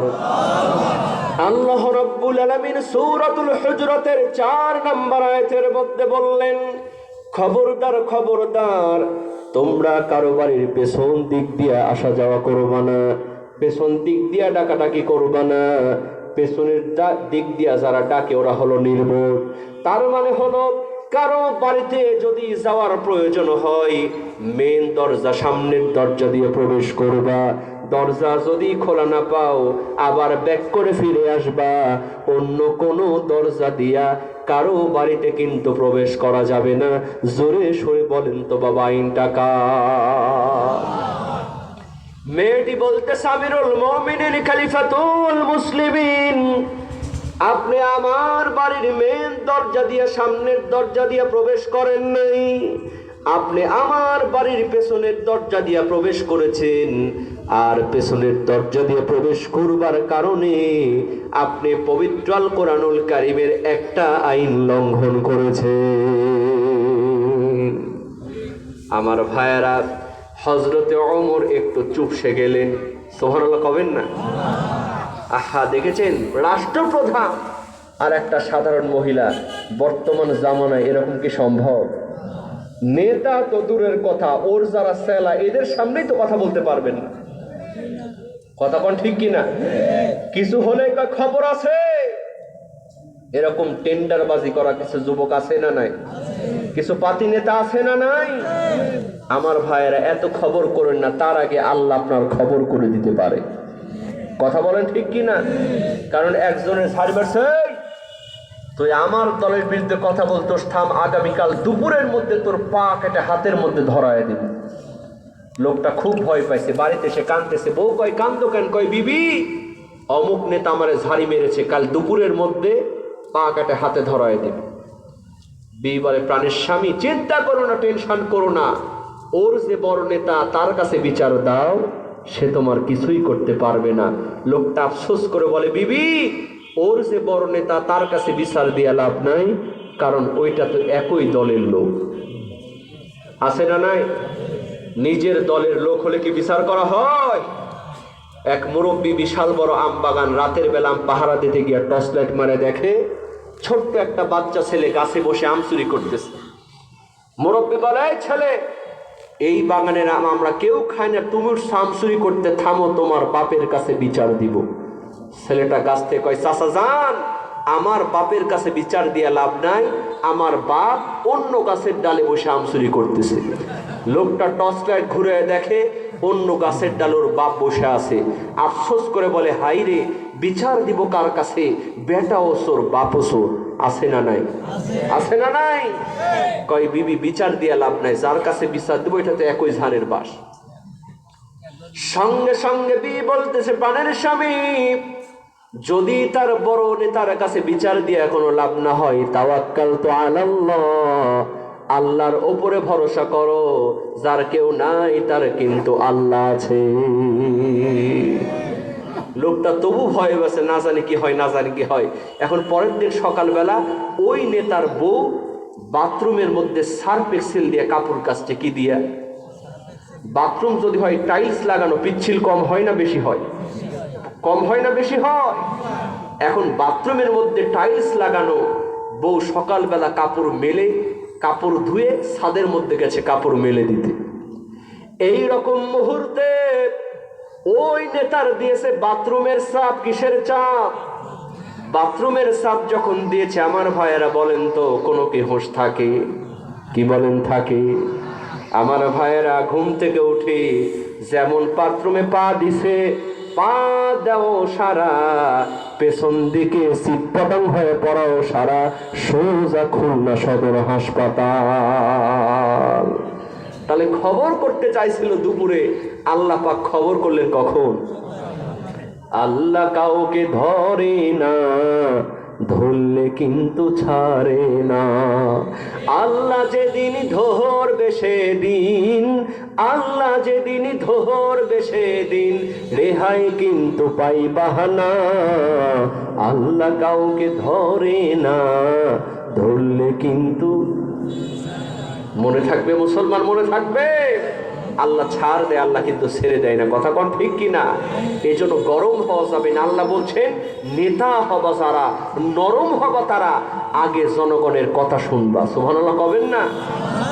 আর আজকালকার কয় আগে লাগা, আগে কি? আগে মার তারপরে কথা। এটা করা যাবে? হযরত ওমর চুপসে গেলেন, বললেন, মেয়ে, বুঝলাম আমি পেছনের দরজা দিয়ে প্রবেশ করার কারণে আমি কোরআনের একটা আইন অমান্য করেছি। এবার মেয়ে তুমি বলো, আমি কোরআনের 2 নাম্বার কোন আইনটা লঙ্ঘন করেছি? আমার ভাইয়েরা খেয়াল করেন, এই সুন্দরী যুবতী মেয়ে কোরআন থেকে দলিল দিয়ে দেয়, আমিরুল মুমিনিন খলিফাতুল মুসলিমিন, আপনি পবিত্র আল কোরআনুল কারীমের সূরাতুন নূর, এই সূরা নূরের 27 নম্বর আয়াত খুলে দেখেন, আল্লাহ পাক বলছেন, ইয়া আইয়ুহাল্লাযীনা আমানু লা তাদখুলু বুয়ুতান গায়রা বুয়ুতিকুম হাত্তা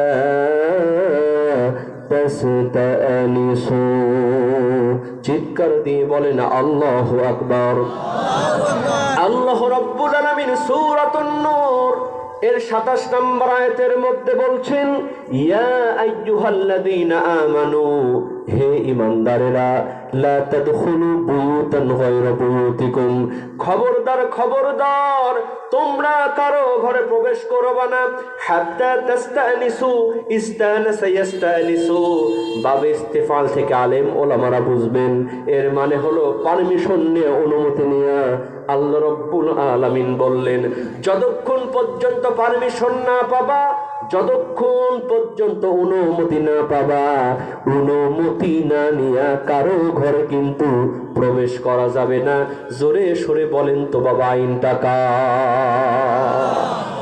আহা, কিন্তু বাংলাদেশে অনেক দেবর আছে, ভাবির ঘরের মধ্যে এক লাফ দিয়ে ঢুকে কয়, ভাবি তোমার কাছে আমারও একটু আছে দাবি। নাউজুবিল্লাহ কবেন না? আচ্ছা বলেন তো, দেবর ভাবি কি পর্দা ছাড়া কথা বলা যাবে? শালি দুলাভাইকে একসঙ্গে মোটর সাইকেলে ঘোরা যাবে? আহা, কিন্তু বাংলাদেশে পর্দা করা হয় মরার আগে না মরার পরে। কারণ শালি মারা গেছে, শালি কবরে কে নামবে? দুলাভাই কয় আমি নামি। যেমন কবরে নামছে, এরকম মুরব্বীদের বাধা আছে না নাই? কাজটা ফেলাই বেটা, শালি মারা গেছে, তুই দুলাভাইয়ের কবরে নামছিস, তাড়াতাড়ি ওঠ। দুলাভাই লাফ দিয়ে উঠে দূরে গিয়ে মুস্কি মুস্কি হাসে। একজন কয়, এই ছেলে, তোর শালি মারা গেছে, তুই হাসস কেন? কয়, আফসোসে, দুঃখে, কষ্টে হাসতেছি। কতদিন আমার শালিরে পালসার মোটর সাইকেলে করে নিয়ে এই ডুমুরিয়া বাজারে আসলাম গেলাম, কোনো মুরব্বী বাধা দিল না। আজকে শালির কবরে নামছি, সঙ্গে সঙ্গে বাধা আছে না নাই? তাহলে পর্দা করা হয় কি মরার আগে না মরার পরে? আরেকটি প্রমাণ দেখেন, একটা মেয়ে যখন মারা যায়, কাফনের কাপড় কয় টুকরা হয়? 5 টুকরা। জোরে বলেন, কয় টুকরা? একটা মহিলা যখন মারা যায়, কাফনের কাপড় হয় 5 টুকরা।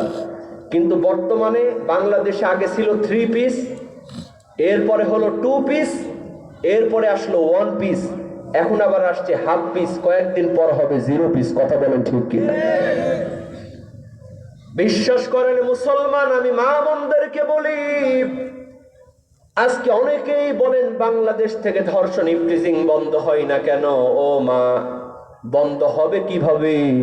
কারণ আল্লাহ বলছেন, মেয়েরা তোমরা পর্দা করো। কিন্তু আজকালকার মায়েরা বোনেরা তারা রাস্তায় নেমে মিছিল করছে, রাতের আধার ভাঙবো, স্বাধীনভাবে চলবো। এই স্বাধীনভাবে চলতে গিয়া বাংলাদেশে ধর্ষণ বেড়েছে না কমেছে? সাধারণ মেয়ের কথা বাদ দেন, পত্রিকায় দেখলাম মহিলা পুলিশ আছে না নাই? মেয়েরা পুলিশ আছে না? হ্যাঁ, মহিলা পুলিশ থাকার দরকার আছে, কারণ মেয়ে যদি আসামি হয় ওইটারে তো মহিলা পুলিশেই ধরবে। কথা কোন ঠিক কি? কিন্তু দেখলাম পত্রিকায় ঢাকার শাহবাগে মহিলা পুলিশের ডিউটি পড়েছে, রাতের বেলা মহিলা পুলিশ টহল দিচ্ছে, এমন সময় একটা সিসকা চোর চুরি করে দৌড় মারছে। ওই মহিলা পুলিশও চোরের পিছনে পিছনে দৌড়।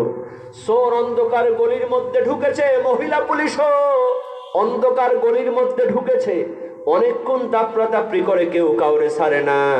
পেছন থেকে আরো মহিলা পুলিশেরা বলে, ম্যাডাম ছাড়ে দেন, চলে আসেন, ওই রকম সিসকা চোর ধরে আমাদের কোনো লাভ নাই। সঙ্গে সঙ্গে ওই মহিলা পুলিশ অন্ধকার গলির মধ্যে থেকে চিৎকার দিয়ে কয়, আরে মিয়া, আমি তো চোরকে ছাড়া দিছি, কিন্তু চোর দেখি আমারে ছাড়ে না। চোর দেখে অন্ধকারের মধ্যে নরম নরম লাগে, ধরছে জন্মের ধরা, যা সে কপালে হবে কাল সকাল। তাহলে মহিলা পুলিশ যদি পর্দা না করে রেহাই না পায়, সাধারণ মেয়েরা কি রেহাই পাবে? আহা, আজকে মেয়েরা এমন কিছু বোরকা পড়তেছে, বোরকা, ওই বোরকাতে সব ভাঁজ বোঝা যায়, ওই বোরকার চাইতে সালোয়ার কামিজ অনেক ভালো। কথা কোন ঠিক কি? আফসোস লাগে মুসলমান, আজকে সব উল্টা হচ্ছে। আল্লাহ বললেন, মেয়েরা তোমরা টাকনুর নিচে কাপড় পরো, নিচে কাপড় পরো।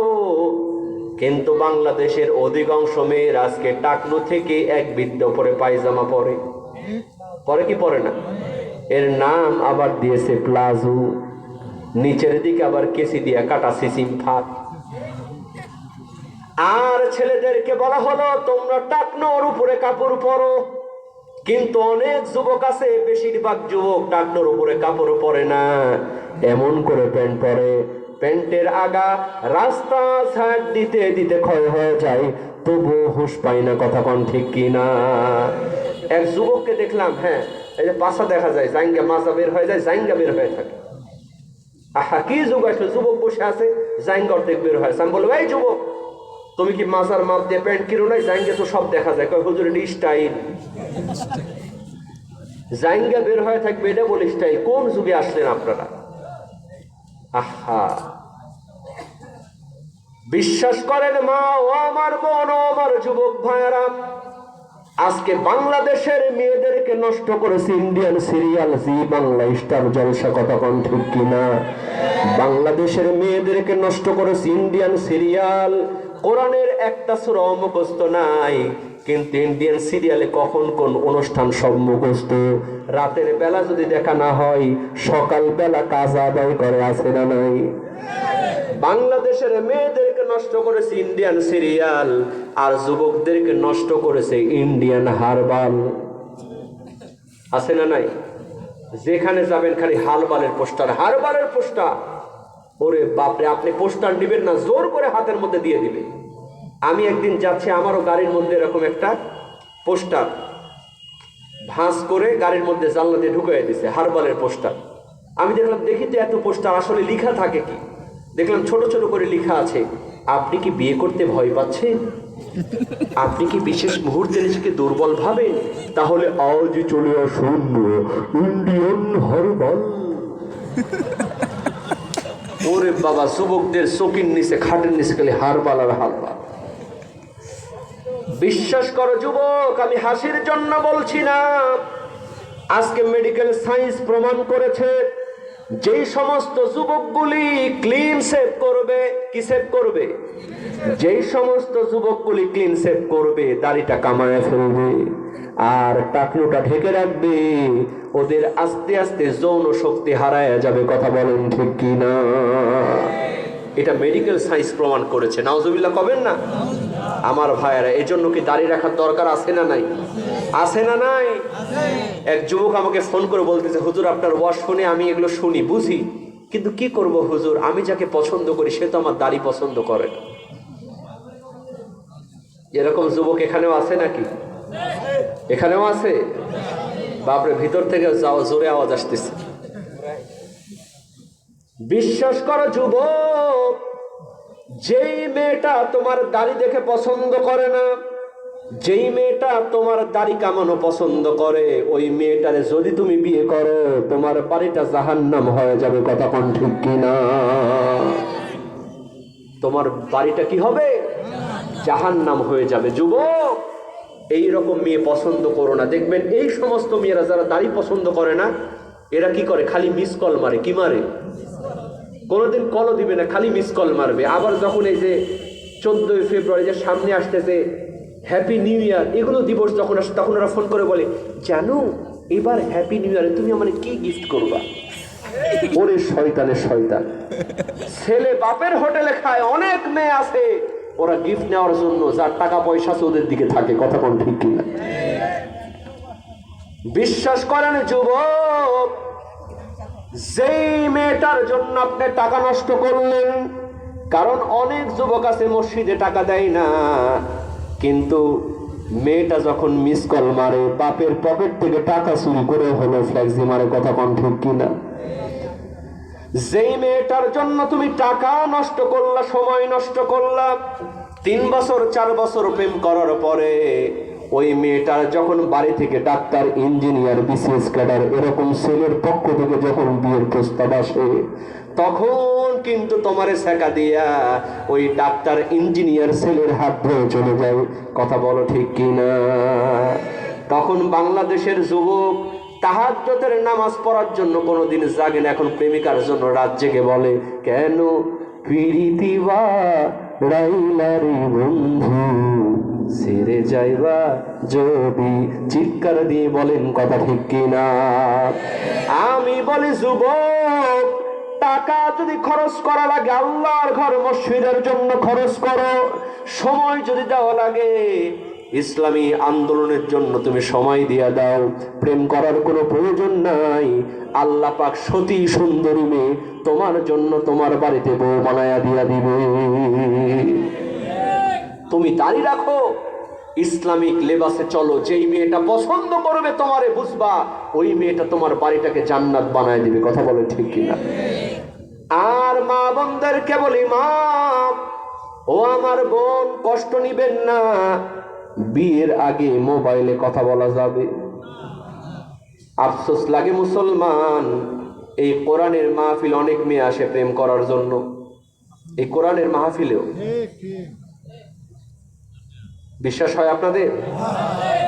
গাইবান্ধা এক মাহফিলে গেছি, যেই বাসায় আছি নেটওয়ার্ক নাই, হুজুর একটু ওদিকে যান আপনি নেটওয়ার্ক পাবে। তো ওদিকে গেছি, দেখি এক মেয়ে ফোন করে বলতেছি, হ্যালো তুমি কোথায়? এই যে দেখো এই মঞ্চের পেছনে। দ্বিতীয় বক্তার ওয়াজ চলতেছে, ওই সময় মেয়েটা তার বয়ফ্রেন্ডকে ডাকতেছে। নাউজুবিল্লাহ কবেন না? আবার অনেক মা আছে, মা ছেলে যদি সরকারি চাকরি করে, ওরে বাবা কয় মা লাগিয়ে থাক কাজ হবে। মেয়ের মা পিয়নগিরি করে, এরকম মা আছে না নাই? ছেলে সরকারি চাকরি করে, হ্যান্ডসাম চেহারা, পাগল হয়ে গেছে। বিশ্বাস করো মা, এইরকম যুবক আবার যারা একটু সরকারি চাকরি করে, ভালো অবস্থা, এদের দেখবেন মোবাইল একটা, সিম হলো 5টা।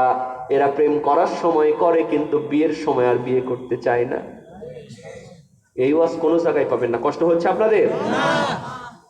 কারণ এগুলা ওয়াজ যদি কষ্ট লাগে তাহলে বুড়ে বক্তাল দাওয়াত দেওয়া লাগবে। কথা কোন ঠিক কিনা? অনেক মুরব্বীরা মনে করতে পারে হুজুর এগুলা কি ওয়াজ করতে, একটু কান্দালে তোফাজ্জল হোসেন ভৈরবীর দাওয়াত দেওয়া লাগবে।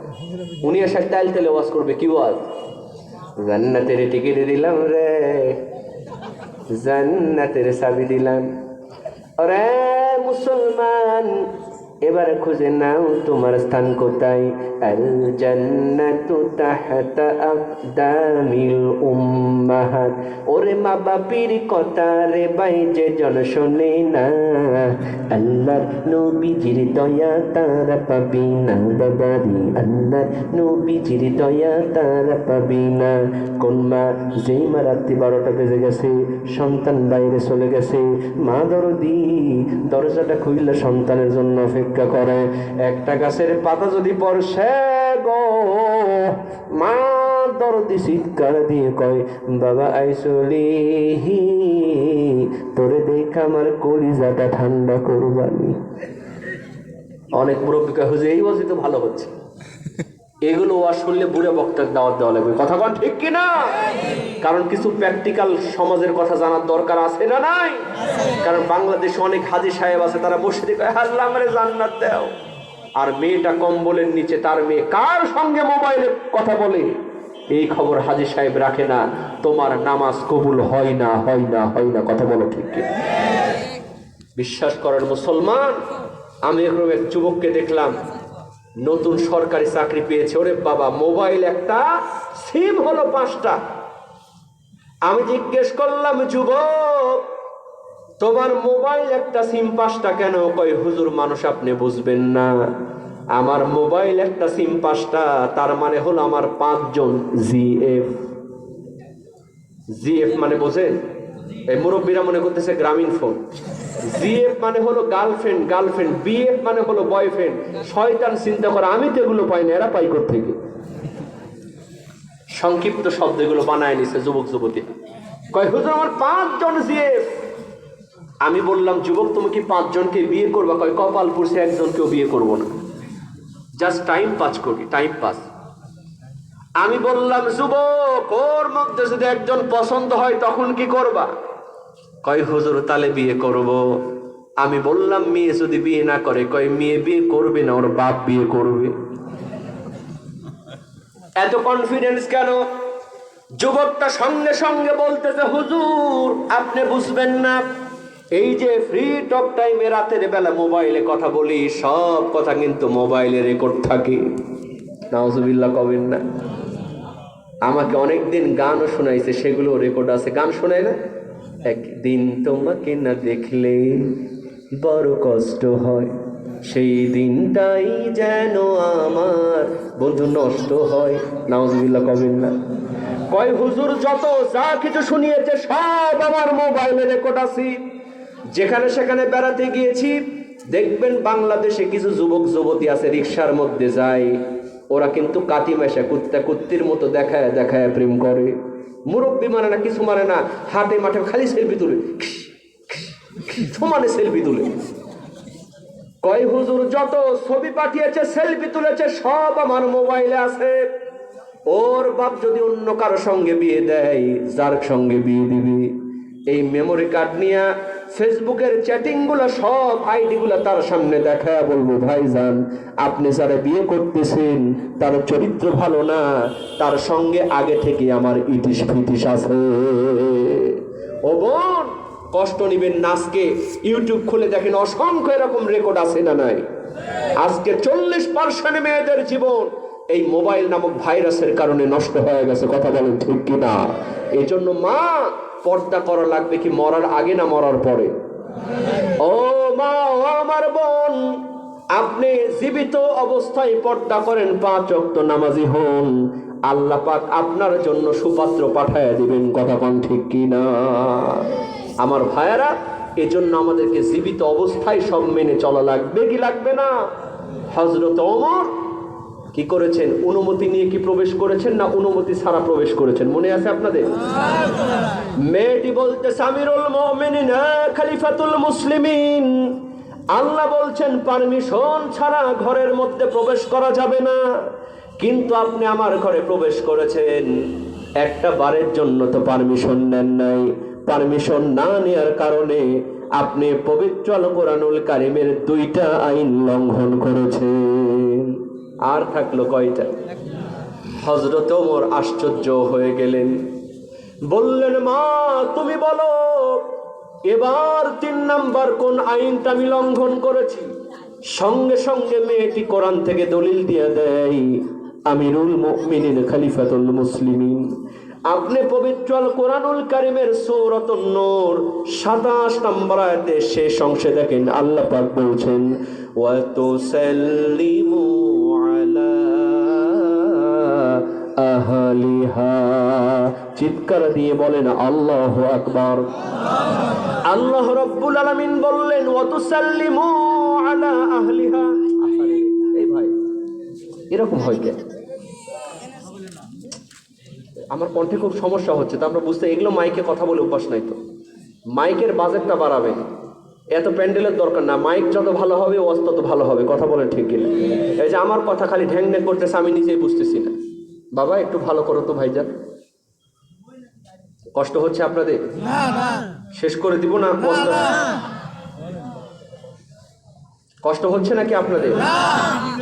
আমার তো খুব কষ্ট হচ্ছে। আচ্ছা ভাই একটু ওই ঢং ঢং যেন না করেন। তাহলে হযরত ওমর ফারুককে বলছেন কি, ওয়াতুসাল্লিমু আলা আহলিহা। সুবহানাল্লাহ কবেন না? আল্লাহ রাব্বুল আলামিন বললেন তোমরা যখন কারো সঙ্গে কথা শুরু করবা, ওয়াতুসাল্লিমু আলা আহলিহা, কথার আগে তোমরা সালাম দিবা। কি দিবা? বিশ্ব নবীজি বলেছেন যেই পরিবারের মধ্যে সালাম আদান প্রদান থাকবে ওই পরিবারের মধ্যে কোনোদিন অশান্তি আসবে না। আজকে বাংলাদেশের পরিবারগুলোতে ম্যাক্সিমাম অশান্তি হওয়ার মূল কারণ হলো স্বামীরা বউকে সালাম দেয় না। কথা কোন ঠিক কিনা? আর মায়ের একটা ভুল করে, ছোট্ট ছোট্ট বাচ্চাদেরকে সালাম শিখায় না। কই বাবা বলো টাটা টাটা, আছে না নাই? বিশ্বাস করেন মা, যেই সন্তানকে সালামের বদলে ছোটবেলাতেই শিখাবেন বাবা বলো টাটা টাটা, ওই সন্তান বড় হলে আপনার মুখে মারবে ঝাঁটা। কথা বলেন ঠিক কিনা? পরে কাইন্দা কি কোনো লাভ আছে? আমরা বিভিন্ন জায়গায় ওয়াজ করতে যাই, অনেক মা বলে হুজুর আমার সন্তানকে মানুষ করতে পারি না, একটু তাবিজ দেন। আছে না নাই? এই যে ফরিদপুর এলাকায় গেলে খালি তাবিজ চাই, তাবিজ।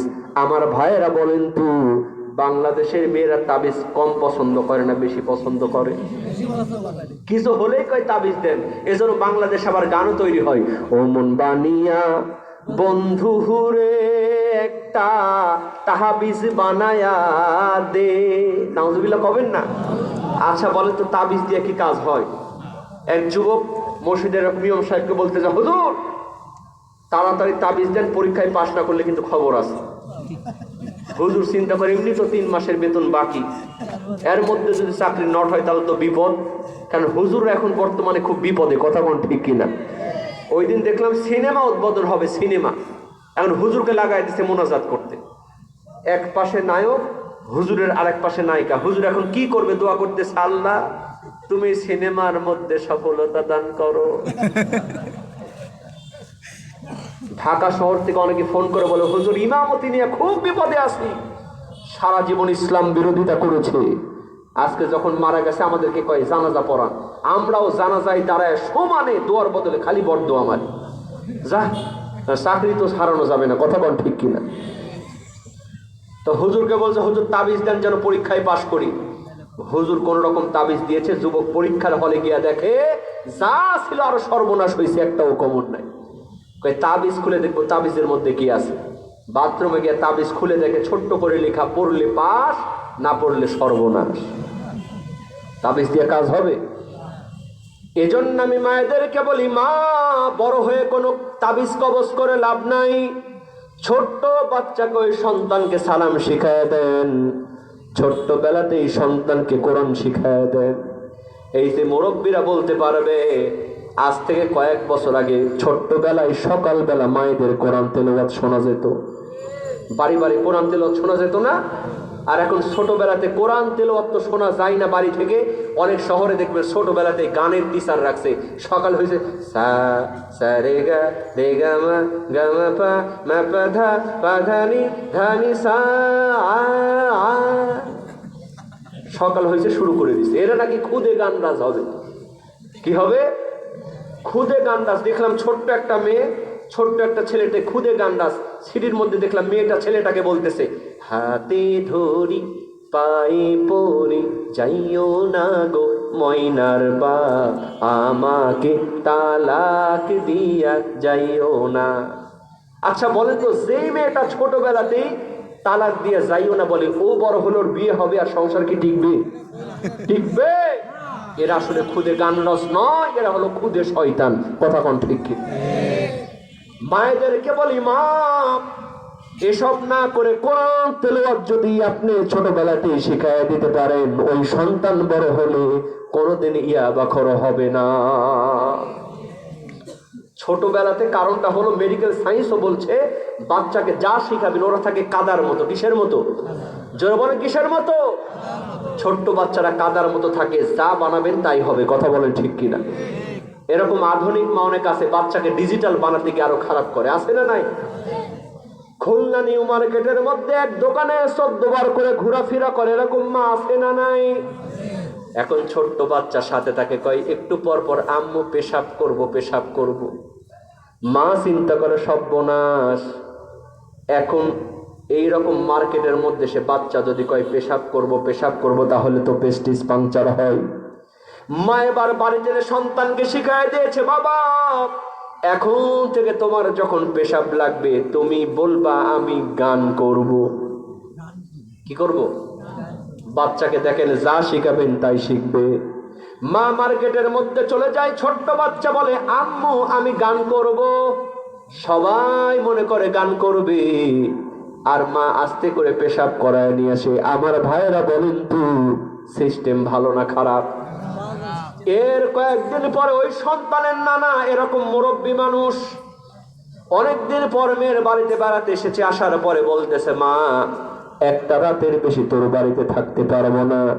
ছোট্ট নাতি বাইনা ধরেছে, না না একটা রাতের বেশি যখন থাকবা না, ওই একটা রাত আমি তোমার সঙ্গে ঘুমাবো।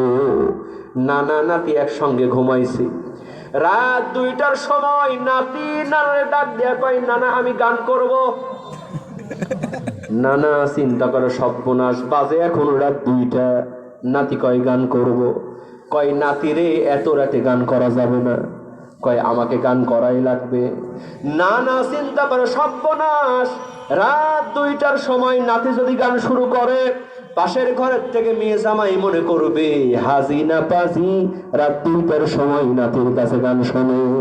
কয় নাতি যা গান করা সকালে করিস, এখন করা হবে না। নাতি এবার কান্না শুরু করলে, কই না না আমি কান্না করলে বাঁচবো না। না না এবার বুদ্ধি করে বলে, সর্বনাশ, গান না করলে যখন তুই বাঁচবি না নাতি, তুই আস্তে আস্তে আমার কানে কানে গান কর। নানা চোখ বন্ধ করে কানটা আগায় ধরছি, ছোট্ট বাচ্চা প্যান্টের চেন খুলে দিয়ে একেবারে কানের মধ্যে ডাইরেক্ট হিট। নানা আস্তাগফিরুল্লাহ বলে লাফায় উঠছে। পাশের ঘরের থেকে মেয়ে এসে বলতেছে, আব্বা কি হয়েছে? কয় কি হওয়ার বাকি আছে, গান করার কথা বলে কানের মধ্যে পেশাব করে দিয়েছে। কয় আব্বাজান ওর কোনো দোষ নাই, আমি ওর ডিজিটাল বানাতে গিয়ে শিখাইছি, পেশাব লাগলে বলবো গান করব, তোমার কানে গান করে দিছে। না না মাথার মধ্যে হাত দিয়ে কয়, শোন মা, যেই সন্তান এই বয়সী গান করার কথা বলে আমার কানের মধ্যে পেশাব করে দিয়েছে, এই সন্তান এই শিক্ষা নিয়ে যদি বড় হয়, ভবিষ্যতে গোটা জাতির বুকে পেশাব করে দিবে। এই জন্য আমি মায়েদেরকে বলি, মা আজ থেকে নিয়ত করে ফেলেন, আমরা আর টাটা বাই বাই এগুলো না শিখে আমাদের সন্তানকে শিখাবো সালাম। বিশ্বাস করেন, আজ থেকে আমলটা করেন, স্বামীরা বউকে সালাম দেন, বউ স্বামীকে সালাম দেন, আপনার পরিবারটা জান্নাত বানায় দিবেন কি? বন্ধুরা আমার, আল্লাহ পাক বলছেন, যখন তোমরা কথা শুরু করবা সালাম দিবা। মেয়েটি হযরত ওমরকে বলতে, আমিরুল মুমিনিন, আপনিও মুসলমান আমিও মুসলমান, আপনি আমার সঙ্গে কথা শুরু করেছেন, একটা বারের জন্য তো সালাম দেন নাই। সালাম না দেওয়ার কারণে আপনি পবিত্র আল কোরআনুল কারীমের 3টা আইন লঙ্ঘন করেছেন। আর থাকলো কয়টা? আর থাকলো কয়টা? তো হ্যাঁ না, ওঠার জন্য না, মানে আমার খুব কষ্ট হচ্ছে, বুঝতেছেন তো। ইনশাল্লাহ ওই একটা থাক। কি ওয়াজ চলবে? ওয়াজ চলুক, ওয়াজ চলুক, হুজুর মরুক, হুজুর মরে চলে যাক নাকি? হ্যাঁ, এই যে অনেকে উঠাউঠি করতেছেন, কারণ পেশাব লাগছে আপনাদের। আর মাত্র 5 মিনিট, সমস্যা হবে? হ্যাঁ, তাহলে এই ঘটনাটা একটু শেষ করে দিই, কথা বলেন ঠিক কিনা? তাহলে থাকলো আর কয়টা বলেন তো? একটা। হযরত ওমর মনে মনে আশ্চর্য হয়ে যাচ্ছেন, প্রত্যেকটা দলিল মেয়েটা কোরআন থেকে দিয়েছে, কথা বলেন ঠিক কিনা? বন্ধুরা আমার, আমিরুল মুমিনিন খলিফাতুল মুসলিমিন হযরত ওমর বললেন, মেয়ে এবার বলো আমি শেষ 4 নাম্বার কোন আইনটা লঙ্ঘন করেছি? ও আমার ভাইয়েরা, ও আমার বোনেরা, একটু কান খোলা রেখে শোনেন, মেয়েটা কোরআন থেকে দলিল দেয়। আমিরুল মুমিনিন খলিফাতুল মুসলিমিন, আপনি পবিত্র আল কোরআনুল কারীমের সূরাতুন নূর 30 এবং 31 নাম্বার আয়াত খুলে দেখেন, আল্লাহ পাক বলছেন, কুল্লিল মুমিনিনা ইয়াগুযু মিন আবসারিহিম ওয়া ইয়াহফাযু ফুরুজাহুম। চিৎকার দিয়ে বলেন আল্লাহু আকবার। আল্লাহ রাব্বুল আলামিন বললেন, মুমিন বান্দা বান্দি হবে যারা চক্ষুটা নিচের দিকে নামায় রাখবে তারা। সুবহানাল্লাহ কবেন না? তার মানে হলো চোখের পর্দা করা লাগবে। মেয়েটি বললেন, আমিরুল মুমিনিন খলিফাতুল মুসলিমিন, আপনি একজন পুরুষ মানুষ, আমি একজন মহিলা মানুষ, আপনি আমার সঙ্গে কথা বলতেছেন, একটা বার তো চোখটা নিচের দিকে নামালেন না। চক্ষু নিচের দিকে না নামানোর কারণে আপনি পবিত্র আল কোরআনুল কারীমের 4টা আইন লঙ্ঘন করেছে। সুবহানাল্লাহ কবেন না? হযরতে ওমর এখন মুচকি মুচকি হাসেন, সুবহানাল্লাহ কোন। আমিরুল মুমিনিন খলিফাতুল মুসলিমিন হযরত ওমর বললেন, মেয়ে এতক্ষণ পর্যন্ত তুমি দলিল দিয়েছো, আমি তোমার কথার মধ্যে কাউন্টার দিই নাই, কারণ আল্লাহ বলছেন, নেতা হবা যারা জনগণের কথা আগে শুনবা তারা। সুবহানাল্লাহ কোন। ও মেয়ে, এতক্ষণ পর্যন্ত তোমার কথার মধ্যে কোনো কাউন্টার দিই নাই, ও মেয়ে, কোরআন থেকে তুমি দলিল দিয়েছো ঠিকই, কিন্তু তুমি মনে করো না আমি ওমর বিনা দলিলে তোমার ঘরে প্রবেশ করেছি। আমি ওমর তোমার ঘরে প্রবেশ করেছি, আমার কাছেও কিন্তু কোরআনের একটা দলিল আছে।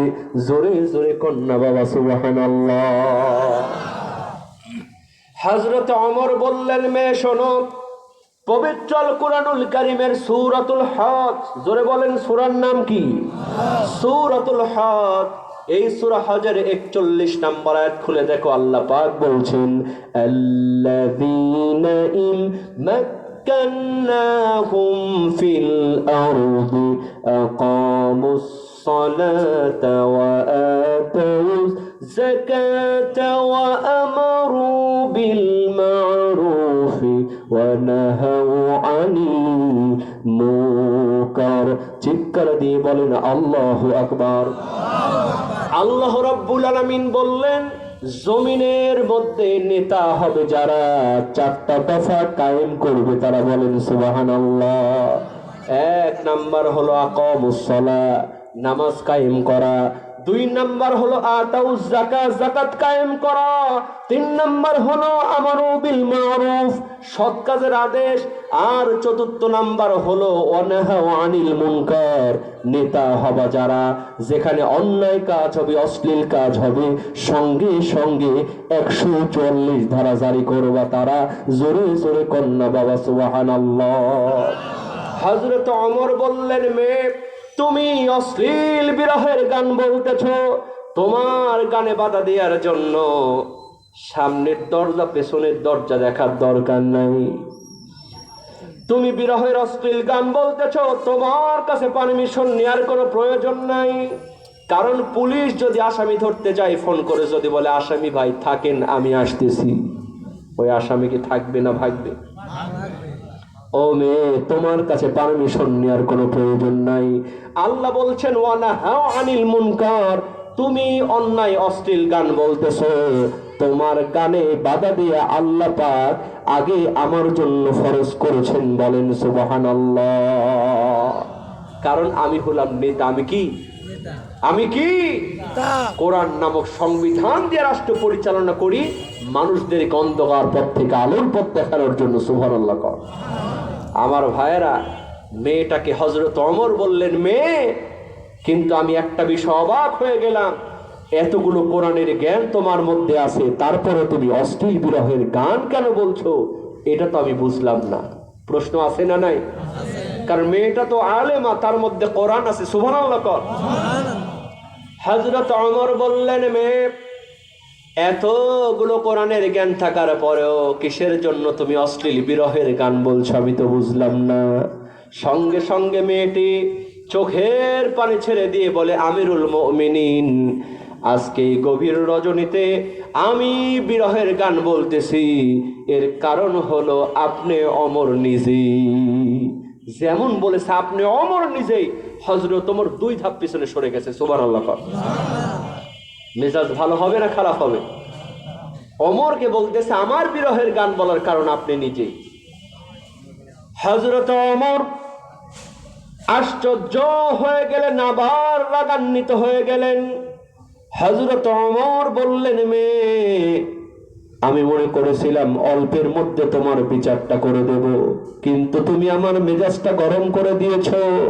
তোমার বিরহের গান বলার কারণ আমি ওমর কেন হলাম প্রমাণ যদি করতে না পারো, ওমরের কাট করাই তোমার কিন্তু ডবল বিচার করা হবে। জোরে সরে কন্যা বাবা সুবহানাল্লাহ। আমার ভাইয়েরা, ওমরের মেয়েটির বিরহের গান বলার কারণ ওমর কেন হলেন জানার দরকার আছে না নাই? সঙ্গে সঙ্গে মেয়েটি চোখের পানি ছেড়ে দিয়ে বলে, আমিরুল মুমিনিন খলিফাতুল মুসলিমিন, আমার বিরহের গান বলার কারণ আপনি কেন হলেন, এটা বলার জন্য একটু পেছন দিকে যাওয়া লাগবে। আজ থেকে 5 মাস আগে আমার বিয়ে হয়েছে। কয় মাস? জোরে বলেন কয় মাস? মেয়েটা বলতেছে 5 মাস আগে আমার বিয়ে হয়েছে, আমার কেবল বাসর রাতটা হয়েছে, আমার স্বামী পরের দিন সকালবেলা বসে আছে, ইন দ্য মিন টাইমে আপনার কার্যালয় থেকে আমার স্বামীর কাছে একটা পত্র চলে আসছে, ও যুবক যেখানেই থাকো, যেভাবে থাকো, ওমরের কার্যালয়ে দেখা করো, তোমাকে জিহাদের ময়দানে সেনাপতি নিযুক্ত করা হয়েছে। আমার স্বামী আপনার চিঠিখানার মধ্যে চুমা দিয়া বললেন, বিবিরে আর দেরি করা যাবে না, আল্লাহর জন্য, ইসলামের জন্য জীবন দেওয়ার দরকার, আগে না পরে, পরিবার আগে না ইসলাম আগে। আমার ভাইয়েরা, যুবকটি বলতেছে, স্বামী বলতেছে, আমার স্বামী চুমা খায়া আমাকে বলল, বিবি ইন্নাল্লাহ আশতারা মিনাল মুমিনিন আনফুসাহুম ওয়া আমওয়ালাহুম বিআন্না লাহুমুল জান্নাহ, আল্লাহ পাক জান্নাতের বিনিময়ে আমাদের জান এবং মালকে ক্রয় করে নিয়েছেন। ও বিবি, আবার কবে দেখা হবে আমি তো বলতে পারি না, এই তো আমি চললাম। মেয়েটি বলতেছে, আমিরুল মুমিনিন, ওই যে আমার স্বামী আজ থেকে 5 মাস আগে আমার কাছ থেকে বিদায় নিয়েছে, আজ 5 মাস হয়ে গেল, আমার স্বামীর কোনো খবর তো আমি জানি না। আমার স্বামীর জন্য বিরহের গান আমি বলি, আপনি যদি আমার স্বামীর না ডাক দিতেন, আমার স্বামীও যেত না, আমাকেও বিরহের গান গাওয়া লাগতো। তাহলে এজন্য আমি গান বলতেছি, কারণ হলেন আপনি, কারণ আপনি ডেকে নিয়ে গেছেন। মেয়েটার কাছে সুন্দর যুক্তি আছে না নাই? দেখেন আমার ভাইয়েরা, কোরআনের মতো নেতা হলে, কোরআন দিয়া রাষ্ট্র পরিচালিত হলে কেমন নেতা হয়? হযরত ওমর বললেন, এই কথা যখন আমি শুনলাম আমার পা থেকে যেন মাটিগুলি সরে গেল। হযরত ওমর এক দৌড় মেরে তার মেয়ের বাসায় চলে গেলেন। যাওয়ার আগে মেয়েটাকে বললেন, মেয়ে, আগামীকাল তুমি আমার কার্যালয়ে চলে আসো, দেখি তোমার স্বামীকে খুঁজে বের করতে পারো কিনা। হযরত ওমর গভীর রজনীতে তার মেয়ে উম্মে হাফসার বাড়িতে গেলেন, ডাক দিলেন, মা তাড়াতাড়ি দরজাটা খোল। উম্মে হাফসা দরজা খুলে দিয়ে দেখে আমিরুল মুমিনিন খলিফাতুল মুসলিমিন ওমরের চোখ বেয়ে বেয়ে পানিগুলি জমিনের মধ্যে পড়তেছে। কই বাবা, এত রাতে কি হয়েছে তোমার? কোন যুদ্ধে তুমি পরাজিত হয়েছো? গভীর রাতে যদি মেয়ের বাড়িতে মেয়ের বাবা আসে, মেয়ের টেনশন বাড়ে না কমে? উম্মে হাফসার টেনশন বেড়ে গেছে। কই বাবা, কি হয়েছে তোমার? তাড়াতাড়ি বাড়ির মধ্যে ঢুকো। হযরত ওমর বাড়িতে প্রবেশ করে বললেন, মা দেরি করব না, এই গভীর রজনীতে তোর বাড়িতে আসছি একটা প্রশ্নের উত্তর জানার জন্য। জোরে জোরে কন্যা বাবা সুবহানাল্লাহ। উম্মে হাফসা আশ্চর্য হয়ে গেলেন, বললেন, বাবা এত রাতে কি প্রশ্ন তুমি আমারে করবা? হযরত ওমর বললেন, মা লজ্জা করবি না, এই গভীর রজনীতে একটা প্রশ্নের উত্তর আমি জানতে চাই। প্রশ্নটা হলো, একজন স্ত্রী স্বামী ছাড়া কতদিন থাকতে পারে? জানার দরকার আছে না নাই? প্রশ্নটা কি? একজন স্ত্রী স্বামী ছাড়া কতদিন থাকতে পারে? মা তুই আমাকে বল। ওমরের মেয়ে উম্মে হাফসা বলতেছেন, বাবা আমার কাছে মনে হয় একজন স্ত্রী 4 মাসের বেশি স্বামী ছাড়া থাকতে পারে না। কয় মাস? তাহলে উম্মে হাফসার মতো আল্লাহর ওলি মহিলা যদি বলে 4 মাস, বর্তমান বাংলাদেশের মেয়েদের জন্য কয় মাস? হ্যাঁ, 60 দিন। এক যুবক কয় 60 দিন। আফসোস লাগে, আমার কথায় কষ্ট নিবেন, অনেকে প্রবাসী ভাইয়েরা আছে, 4 মাস তো দূরের কথা, 4 বছর হয়ে যায়, কোনো খবর থাকে? এটা করা যাবে না, এটা করা যাবে। কারণ 4 মাসের মধ্যে যদি আপনার স্ত্রীর হক আপনি আদায় না করেন, আর আপনার স্ত্রী যদি কারো সঙ্গে পরকীয়া করে, তার 50% গুনাহ ওই স্বামীর আমল নামায় লিপিবদ্ধ হয়ে যায়।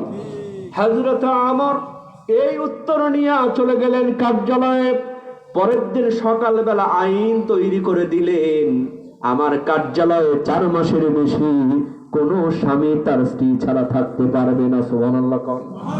4 মাসের মধ্যে ডিউটি পালন করে, হক আদায় করে তারপরে আবার চলে আসবে। সুবহানাল্লাহ বলেন। ওই স্বামীকে খুঁজে বের করা হলো, আর ওই মেয়েটিকেও নিয়ে আসা হলো, তাদের একটু ছুটি দেওয়া হলো, যাও তোমরা গিয়ে ছুটি পালন করো। যাওয়ার সময় ওই মেয়েটা চোখের পানি ছেড়ে বলে, আমিরুল মুমিনিন, গত রাতে আপনার সঙ্গে বেয়াদবি করে ফেলেছি, আল্লাহর ওয়াস্তে মাফ করে দিন। আমার ভাইয়েরা, হযরত ওমর সঙ্গে সঙ্গে বললেন, মেয়ে, ও মেয়ে, কি জন্য আমার কাছে মাফ চাও? বরং তুমি আমাকে মাফ করে দাও। 4 মাসের বেশি তোমার স্বামীর হকটা আমি নষ্ট করেছি, স্বামীর ছুটি দিই নাই। কিয়ামতের ময়দানে আল্লাহর আদালতে যদি তুমি অভিযোগ করো, আমি নেতা হিসেবে আল্লাহর কাছে আমার জবাবদিহি করা লাগবে। ও মেয়ে, বরং তুমি আমারে মাফ করে দাও। জোরে জোরে কোন সুবহানাল্লাহ। আমার ভাইয়েরা, তাহলে এই কোরআন যদি আজও থাকে, সমাজে কি অশান্তি থাকবে? র্যাবের দরকার হবে? পুলিশের দরকার হবে? মানুষগুলি এমনি শান্তির মধ্যে বসবাস করবে। কথা বল ঠিক কিনা? আমরা কি কোরআন মানতে রাজি আছি? মরার আগে না মরার পরে? হ্যাঁ, পরে? আগে। আগে।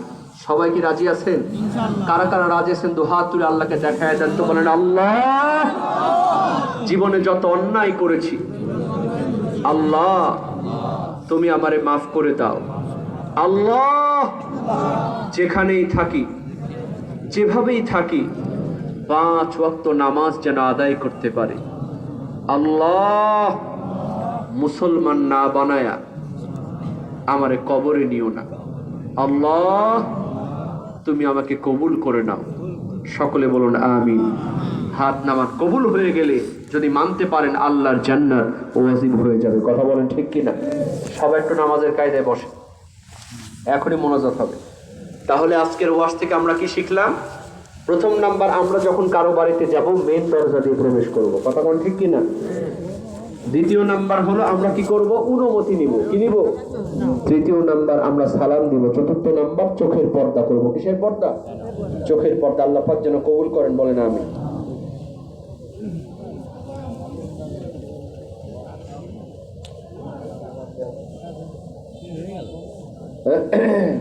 একজন প্রশ্ন করেছেন, হুজুর, মিলাদুন্নবী অনুষ্ঠানে কি মিলাদুন্নবী অনুষ্ঠান খাওয়া যাবে কিনা? এই অনুষ্ঠানে নবীর নামে দুরূদ শরীফ পড়া যাবে কিনা? এগুলো প্রশ্ন এখন এগুলো তো এখন সবাই জানে। এটা সবাই জানে না? কথা হয় না, জানেন না? ঘটা করে মিলাদুন্নবী অনুষ্ঠান যেটা আমাদের দেশে পালন হয়, সারা জীবন নামাজ পড়ে না, ঈদে মিলাদুন্নবী আসলে পাঞ্জাবি টুপি লাগায় মসজিদের মধ্যে বসে থাকে, জিলাপি খায়, ইয়া নবী সালাম আলাইকা, সালাম আলাইকা। এটা কি মিলাদুন্নবী? মুসলমানদের মিলাদুন্নবী মানে হলো নবীর জন্ম। অবশ্যই বিশ্ব নবীজির জন্ম কি খুশির বার্তা না? আবার এই দিনই নবীজি ইন্তিকাল করেছেন। কথা বলেন ঠিক কিনা? তার মানে হলো নবীর জন্ম মৃত্যু বড় কথা নয়, বরং আল্লাহর রাসূলের আমি কতটুকু অনুসরণ করছি, এটাই হলো বড় কথা। কথা কি মনে থাকবে? মনে থাকবে। হ্যাঁ, এটা যদি কেউ অনুষ্ঠান করে যদি সেদিন রাসূলের জীবনী সম্পর্কে আলোচনা করেন, এটা করা যাবে, কিন্তু এটা করতেই হবে, না করলে গুনাহ হবে, এটা মনে করা অন্যায়। কথা বুঝতে পেরেছেন? তো আমাদের দেশে যেটা হয়, এটাকে ঘটা করে যে জিলাপি খাওয়া, মিষ্টি খাওয়া, এগুলো করা দরকার নেই। এগুলো করা দরকার নেই। আল্লাহ কবুল করুন। আর দুরূদ শরীফ পড়া যাবে না? অবশ্যই দুরূদ শরীফ পড়া যাবে, কারণ দুরূদ ইব্রাহিমটা বেশি পড়বেন। দুরূদটা কি? দুরূদ ইব্রাহিম পড়লে আমরা যা কিছু আমল করবো আল্লাহ কবুল করে নেন। কথা বলেন ঠিক কিনা? দুরূদ ইব্রাহিমের অনেক ফজিলত। আপনারা শুধু ঈদে মিলাদুন্নবী কেন, যখনই সময় পাবেন দুরূদ পাঠ করবেন। রাজি আছেন তো? আল্লাহ কবুল করুক, বলুন আমিন। আজান শুনতে চেয়েছেন, আসলে ইকুটা কি দেওয়া যাবে? মানে ভাষানো ইকু যেটা